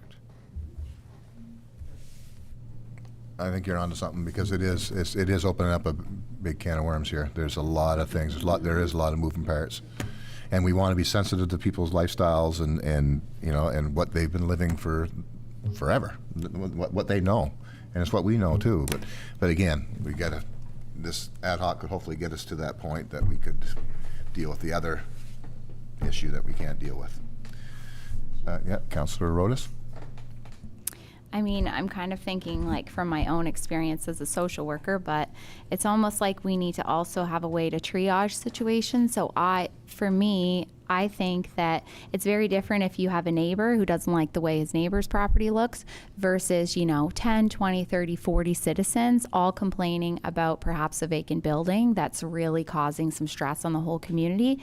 So maybe as part of the minimum maintenance bylaw, we can have something about minimum number of calls for it to be almost triaged as very urgent and like dealt with right away, because that's the thing too, is we need to recognize we once again have one bylaw officer, and so if this is out in the public, we need to make sure people don't understand that not everyone can just call in because they don't like their neighbor's property. It really needs to be more honed in on properties that are becoming very disruptive to the greater community. So maybe that's just a little side piece, but maybe we can really add something in there about you know, if we receive 3, 5, 10, 15, 20 complaints, like it's an immediate response and no? Oh, sorry, I just shut you down, sorry. I would strongly advise you not to write that into a bylaw for the simple case of, if I don't like my neighbor, I can find 5 people that will call on my behalf. The goal is to write the regulations clearly enough that any property, one complaint is enough, can be assessed. And based on its assessment is how you triage. Just like you triage a client, a patient, you look at the conditions you have.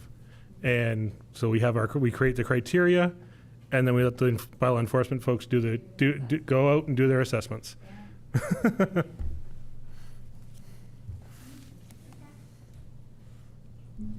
Okay? All right, another tough one, but that's what we gotta do. Okay, so we're gonna continue down the list here. And I haven't forgotten about 6. CAO annual performance.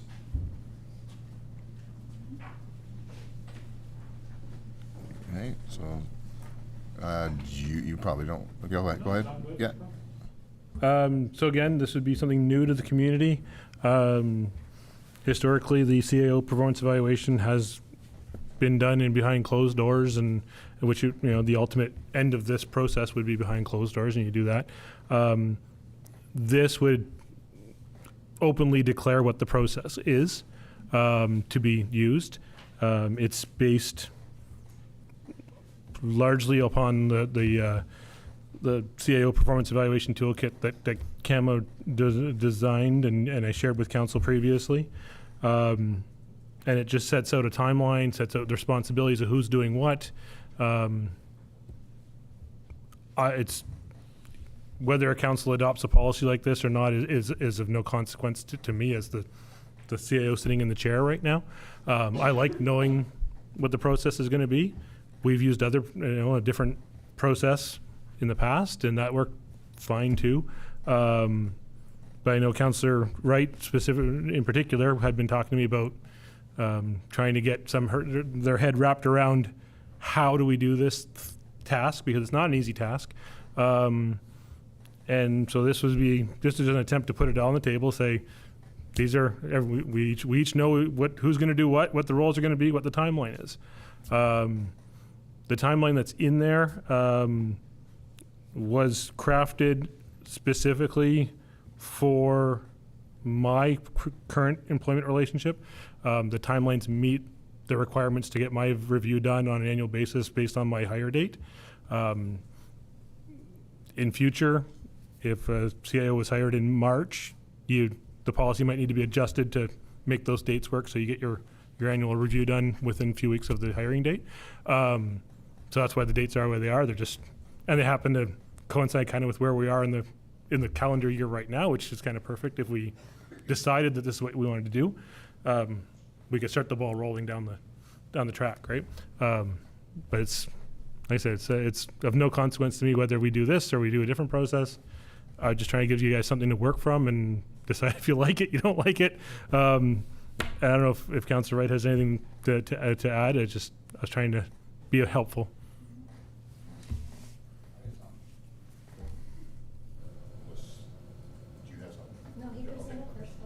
Okay, Councillor Eastman?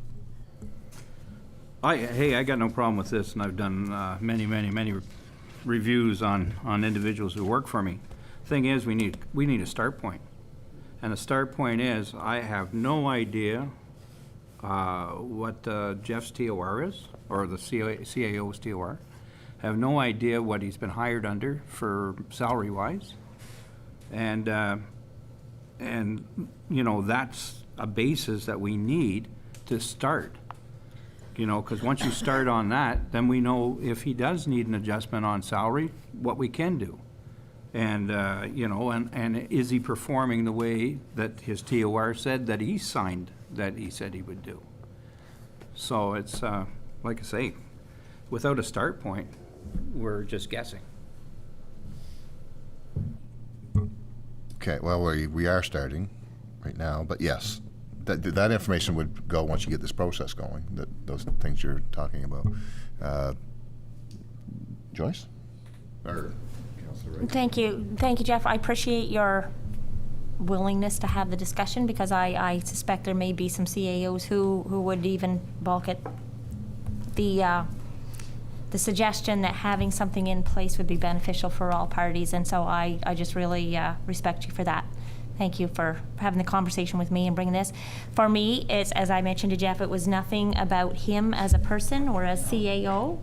It was about getting a process in place like we're doing with everything else, or trying to do for the municipality, so that whether this council changes in 3 years, or whether Jeff never walks through those doors, decides he doesn't like St. Stephen, wants to go live in Bermuda or wherever, we have a process in place that the next hire, if there is one, because none of us are promised tomorrow. We've seen it, all of us have seen people die way too soon, or just the circumstances change.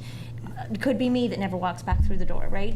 So just having a process in place that as the council changes, or if the CAO changes, everybody knows what's expected. I didn't want to come into the CAO's review process as a new councillor not knowing what that looked like. So that's why I asked for it. It was not a reflection on Jeff, was not a reflection on how the councils previously have assessed the CAOs.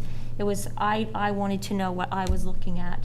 And because there was nothing formal in place, he was kind enough to have that conversation with me, so that I knew what my role was as coming into this process. So that's why I asked, just wanted to clarify that was nothing to do with Jeff.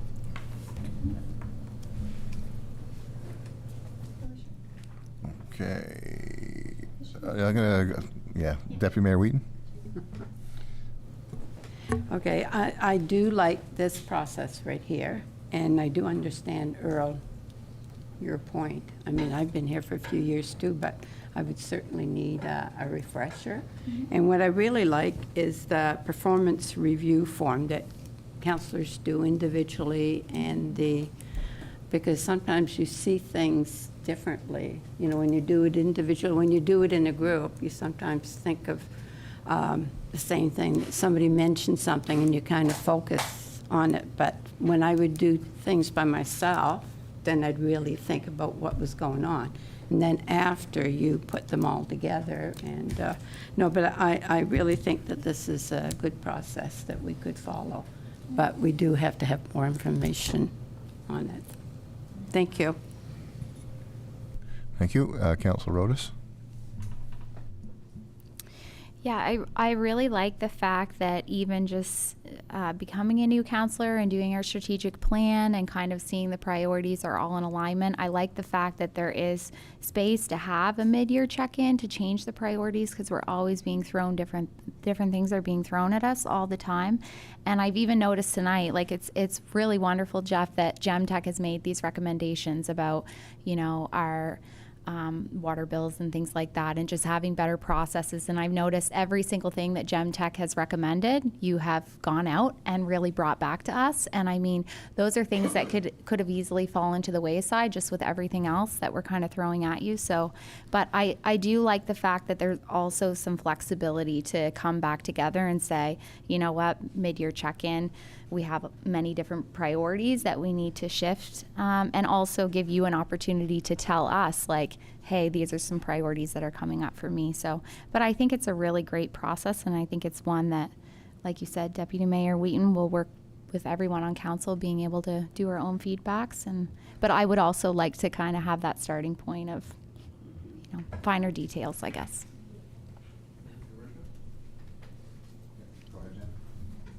Just to address the comments about the starting point, that's the first task of the process, right? Is I would prepare a binder for the mayor to share that says, here's the CAO bylaw that says, that lays out all these duties. Here's the strategic plan that we said we wanted to do. Here's the accomplishments. Here's that. That's step one of the kit, is me putting all that material together and saying, here, this would be the most difficult year, in the sense that, like, come the end of the year and we do it again, during that performance review, we set the objectives for the next year, and everybody already knows them, right? So I totally get the starting point here is murky for new counselors especially, but that's where that opening package that says, here's everything. Here's here's the letter from the minister that appointed me as the CAO for the municipal district. Here's the, you put all the package together. Everybody gets to have a nice read. Here's my qualifications. Here's here's Jeff in 2023 in a binder, right? Like and it gives you that starting point to have those evaluations. So totally get for both of you. I totally understand where you're coming from. And yeah, you guys haven't seen, some of the salary information, stuff like that, which is absolutely fine. That would be in the binder if we went. Well, it'd be in the binder if we went this process or another process. You'll get that information. But yeah, totally. Like I said, totally open to whatever you folks want to do. But I was trying to get something that was set. Everybody knows what they're doing, and as Councillor Wright keeps trying to find different ways to get me out of the office. When the new guy comes in, you can say, "This is how we do this," and that's how things are done, and it's upfront, and everybody knows. It's really tough on councils to do CAO evaluations. We know that. That's why CAMA built the toolkit. It's hard on CAOs when they don't know how council is going to evaluate. It doesn't, So it's a nice thing to have to be able to plunk on a job offer sheet. Say, oh, by the way, here's your CAO bylaw with your responsibilities, and here's how we do evaluations here, and it's open, and everybody knows. And that's why, I didn't want to put this in closed. You could have called it an HR issue, but it's not. It's a process, and it's good for all of us, and it's good for the public to know that this stuff is happening, and it's going to happen, because there's got to be a confidence level that council's doing their due diligence, making sure that the CAO's doing what he's supposed to be doing, and moving things ahead. So that's why I said, let's put it in open, and we'll have the open conversation about it. Right? I just want to stress, Chef, I'm not looking to get you out of the office. I am trying to stress that I've seen way too many surprises in life to think that we might be blessed forever with someone. This town has had many CAOs in its past life, and I'm sure we'll have more in the future at some point. I'm not looking for that at some point anytime soon. I just want that clarified. This was about making me comfortable in the process. I didn't feel like I had the tools I needed to fairly evaluate you, so that's why I asked. Thank you. Councillor Harding? Well, since this will be the first time that I've ever been through this process, we've had lots of CAOs, but we've never done it this way, or I can't remember doing it this way. Do we all get together as a council? Do we all have a meeting? Do we all branch off? I mean, Yeah, you can meet through the mayor, and we can have discussions with Jeff one-on-one or two-on-one or whatever, but yeah. Yeah, it's on page 4 of 7, you do individual stuff, the mayor collates all of it together, summons it up, and then you have a formal meeting he holds a formal meeting with council to make sure everybody understands how things played out as a group, before meeting with the CAO, whomever that may be at the time. So yes, there's opportunity to do individual evaluations, have it collated, and then have group discussion as well. So I think it's you get a nice blend, a nice way to bring all the information together from all perspectives.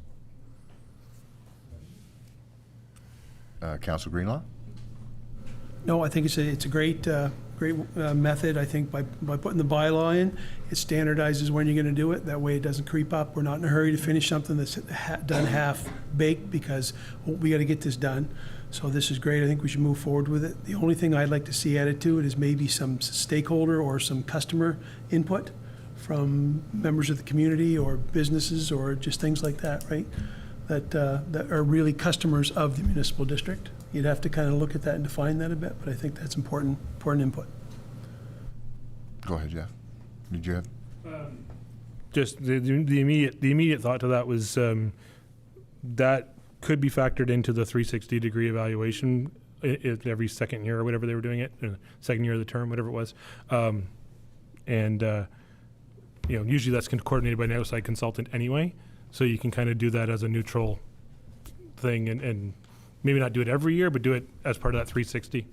Because the goal of the 360 is to get as many perspectives into the pod as possible. So it's just an idea. And we can hire out too, and hire services to assist us as well. So, yeah. Okay. All righty.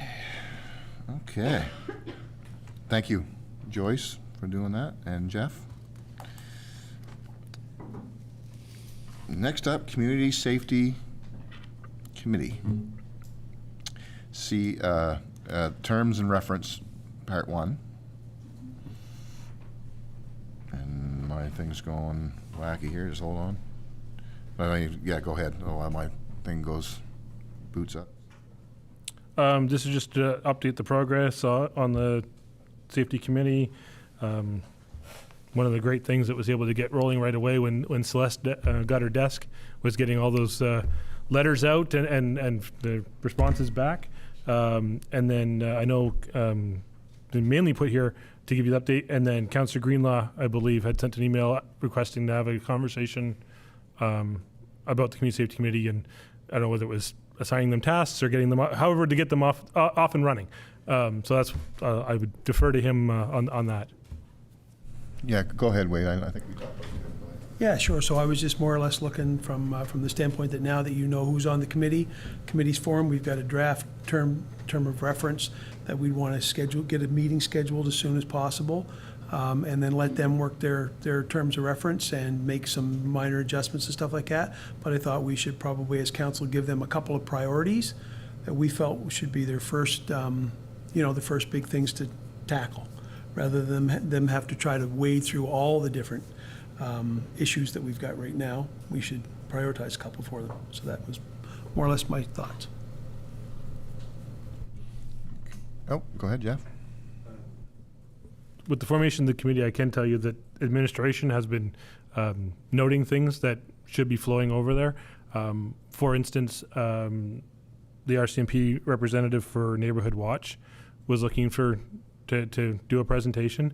At one point, there was discussion of possibly doing it tonight here. We thought perhaps it would be better served to do it. It fits within the mandate of the Community Safety Committee, so let them host that presentation. So we have a couple of small things that we were like, well, do we take it to council? And we're like, no, we got this new committee. So we've got a few things that we can assign. Obviously, if there's stuff that council or committee of the whole wishes to refer to that, we could add that to our list. But we have been kind of, as things pop up at the office, kind of going, oh, we got a landing spot for that issue now. So that's kind of what we've been doing in the back office this year. And the other thing, me personally, like to be careful of is, we got to recognize this committee is going to be working for us. So let's let them not micromanage it neither. Like they're going to know the priorities as well. But again, we do got to get some action, and they don't take on 10 big items and not get anything done. We got to control that. But that's what the chair will do as well. So, yeah. Councilor Otis. As most people know, I did write an open letter to Minister Baucus, but I did not receive any communication back of any form. So I'm just wondering here, it says membership and term. I wonder where we stand with having provincial voice at the table, even if it's just a representative that she can send on her behalf. I'm not aware if we've had any other types of contact with her, but I do feel that would be important even at the initial meeting, just to kind of get things off the ground. And so some of the citizens have the chance to express, and also have her express like what would be in the provincial control, what would be a municipal control, just like some information sharing on those things, because that will clear up a lot of confusion right from the get-go. Yeah, so I would just like to address council on doing something such as that. I would prefer that come through the mayor's office. Any letters to a minister or an MLA comes from a collective voice. So just please be careful of that. I just ask. I know they had good intentions, and I agree with the letter, but just I don't agree with the open part of it where it get posted. I believe in giving people enough time to get their email and reply. If it took 8 or 10 days and reply, then maybe. I mean, we know how that felt. We got a letter from the chamber, for example, and then it went out on Facebook 15 minutes later. You can't do that. We got to give people a chance. But I do agree with the substance. That's the protocol. And but other than that, and I am working on that too as well. Like talking to her or an associate. Joyce or Councilor Wright? Sorry. I saw that there was one name awaiting confirmation. Has that confirmation been received? Has the list been all accepted? Perfect. We have a full committee. Perfect. Go ahead, Jeff. Just wondering if, in the interest of getting things off and running, if the council members that are on the committee might want to either after this meeting or tomorrow at some point or something, converse about a possible proposed first date for a meeting. Since we don't have an appointed chair or vice chair at this point, I'll look to the elected officials on the committee to help me pick a date that we can propose to everybody to bring them together. So that'd be very much appreciated. So speaking of date, are we going to try and do that this month, or anyone get it? Yeah, I mean, because I'm sure they're anxious to get going. Yeah. And we got to get the committee together. I think the first step is to get that committee together in a meeting and let them discuss. You know, they're going to have to nominate a chair, I believe, and get things rolling. But we do. I guess we got to. But if they're not set up, we got to get them a date to get them started. So can we email the group and survey the group on when times are available and That's why I was asking if the council members on the committee wanted to help me pick some dates that we could send out. No. Sorry. Okay. So No, but Okay. Sorry about that. I was thinking you're addressing all council. So just one question here. According to 3.2, it says the mayor shall appoint one member to serve as chairperson and deputy. So you're appointing the chair. yeah, no, I totally understand that, but I'd like to sit with the group and appoint it. Just like as if how we picked our members. Yeah, I could have picked all the members myself, but no, I want input. Same as I'd want to meet the group and get a feel of the room. Yeah, so that's where I stand. Even though I can pick them, but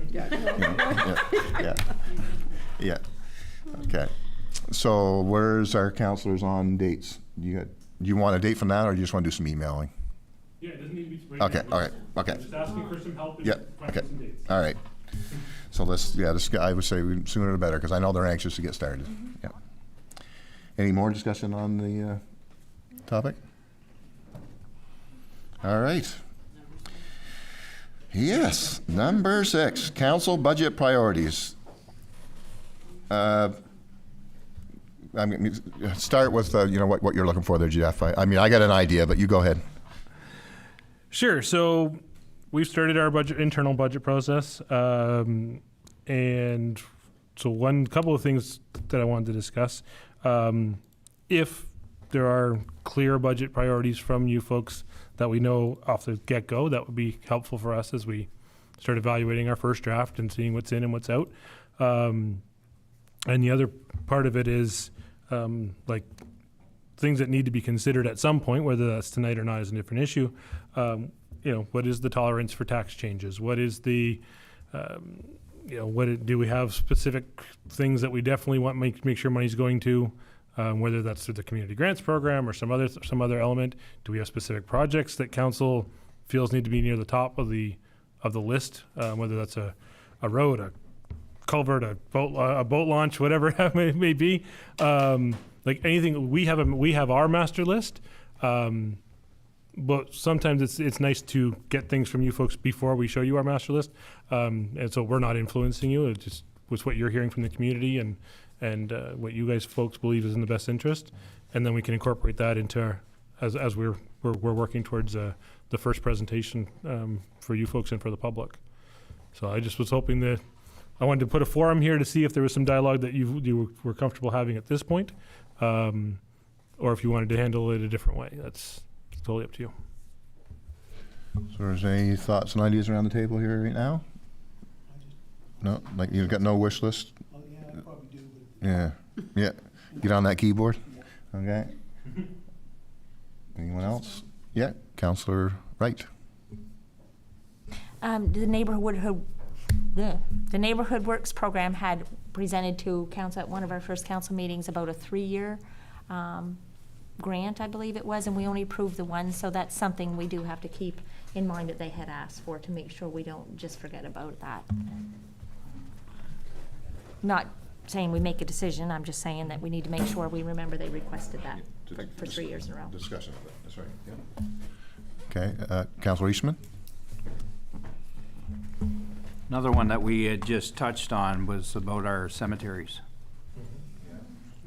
So, we'll keep those in mind for the budget.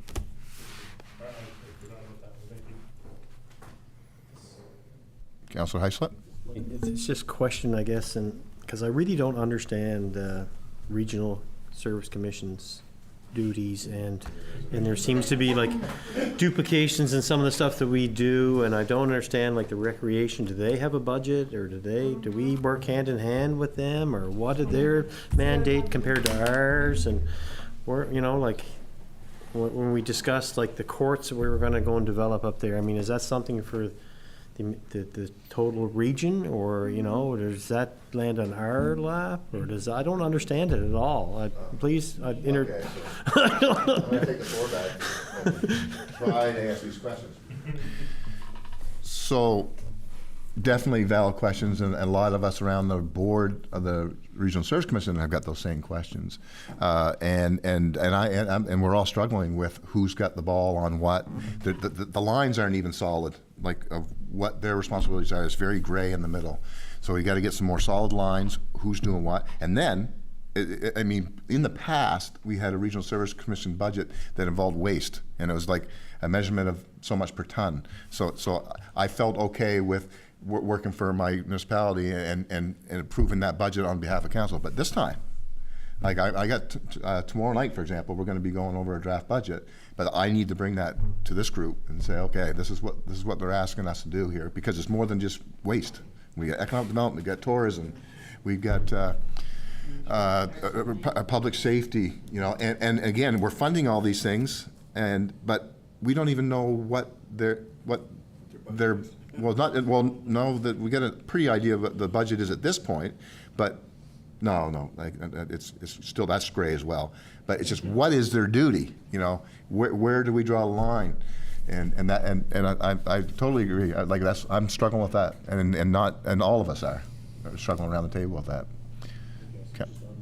Yeah, it's not you, because like I said, I got a budget that I got approved that affects the town taxpayers' budget as well, and I need support of council. Councilor Wright. I just want to clarify for those who may be new to hearing it, that's mandated that we contribute those amounts that are outgoing of our budget. To the town budget, when you'll see the check register that goes out, there's money that goes to the Service Commission, and that was mandated by the government that we share in those services. So it's not something that we're voluntarily necessarily doing. So just want to make everybody aware that the government set up the Service Commission, said each municipality is going to contribute based on whatever. So when you see those dollars going out, it's not like we're in a voluntary partnership saying you do this for us and here's what we'll pay you to do it. Good points, and thank you for that, Councilor Wright. You're exactly right. They are mandated, but and when I say this group, this Regional Service Commission is struggling with it as well. That's the other 12 or 11 or 12 that's out there, 12 total, I believe. They're all have the same issue. So I mean, if you read the news, everyone wants more clarity, right? Because we're going to give them a ball, they got to take the ball and move with it, and they're going to do that particular job for us, and we don't want to. Duplicate services neither, and duplicate costs. Like, we don't want to be paying here and paying here for the same service, right? So we got to be very careful. So again, that's one of the things that's going to affect our budget. So that should be part of it. So once I get to a point that I got something to share with council, then, which is very close, because we got timelines that are coming right up. Theirs is November. Ours is. Ours is the end of November. Oh. But they have to have a draft out by the end of September, right? Yeah, ours is the end of this month. Yeah, so we can do November, right? Yeah. You get that? Councilor Greenlaw? Yeah, so that's really what money comes out of here to the Service Commission, I think, is our second biggest expenditure, is it not? When you count solid waste and all the other services, it'd be behind the policing costs, but it's very large. If the amount of. solid waste to it. Yeah, so So one of the things I'd like to see from the standpoint of you being out there is the garbage contracts with the overlap in the rural wards now, how they're splitting it up. So if you could ask that to see if they've come up with something more than a ballpark formula on how to build that. Sorry, I had to ask. I know you're talking about things you already kind of know a little bit about, but you're right. That's also gray. So I'm not denying the fact even the waste pickup is not lining up with our zone. You know, our 3 zones or 3, like it's not. They're making it work, but it's not accurate. It's not accurate. It's a lot of moving parts. So anyway, any more budget talk? There'll be lots more. Yeah, there will be, but we got to start talking about it. That's for sure. Yeah. All right. So anyway, that's good. We got that out there because it is our priority to create a budget. And when more money's coming out for different services, we got to know what we're getting for services. Yeah. Just with the impending storm coming, you know, do you want to go over that just about readiness and whatever? Well, yeah, like I can speak a little bit about it. I mean, yeah, sure. I mean, is yeah. municipal district ready, or you know, do we have you know, like volunteer firefighters and public works staff on standby? Have we checked our equipment out to make sure that our trash pumps are good and loaded? You know, do we have generators ready to go? Different things and stuff like that. It could be relatively minor. Storm drains clean, different things like that. Because if we get inundated with water, so I'm just wondering if that's all been talked about, or if there's been any readiness meetings. Go ahead, Jeff. Sure. The deputy CEO has been very busy over the last little bit getting the crews going. You know, one of the big things around here is power failure. Often leads to the no access to fuel. So we actually had our pumps and everything else filled up today, yesterday, and today. The public works crew has been going as far as taking down the hanging baskets. Less concerned about the flower baskets and more about the poles that they're attached to. If the winds get going, the storm drains have been cleared. We have crews on standby. They'll have to come clear them again if the water starts coming. So we're going through the normal routine for weather events. Obviously, if something gets out of our control, our friends at the provincial EOC are standing by as well, and we're in constant communication with them. Even the meeting we had with the minister the other night in St. Andrews, you may have noticed I sat in the back talking to our regional EOC coordinator for quite a while, just having some preliminary conversations about what ifs, ands, or buts, and making sure everybody's on the same page. So you never know what's going to hit. You never know what weather's going to do. So we're doing the best we can to be ready. Our guys are ready to respond, and hopefully everybody out there is taking precautions on their own properties, because that helps us, right? The more people can take care of themselves, the less stress on our first responders and on the province's first responders. That helps everybody. So from that perspective, hopefully everybody's looking at their own yards and making sure things that might take flight, like trampolines and things like that, are dealt with. From the administration, we really hope everybody is safe and can weather this event quite well.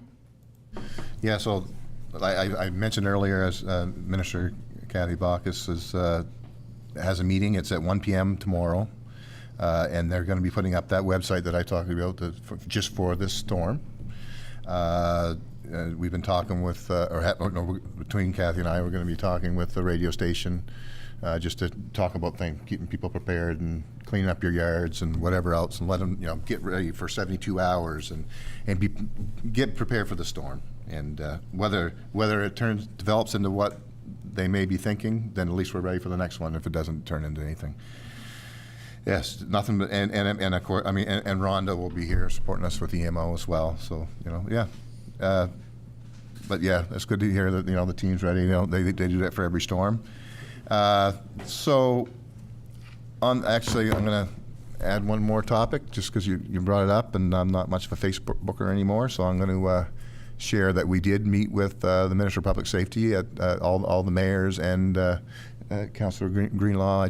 I asked him to come, and then Jeff, and then all the other mayors in the region. It was a regional meeting, so there was a meeting take place. I was happy to hear the minister, Chris Austin.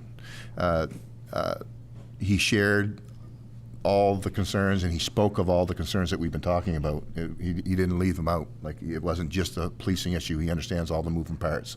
So we just hope for action. So that's what we got to do. Now they spoke, and they recognize it. So I'm happy to hear at least they're talking about it, and they talked everything from justice to policing, to mental health and educating. Education was a good topic that I actually wasn't even thinking about at the time. And so there's some good discussion. So we just got to hold them accountable and get them moving on it, not just talk about it.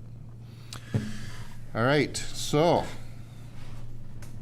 we got number 6. We finished the list, and now we're on number H, or letter H. Sorry, adjournment. Mover and seconder, Councillor Harding. I'll second. Councillor Eastman, meeting adjourned. Now, if anybody's desperate, I got about a couple of months worth of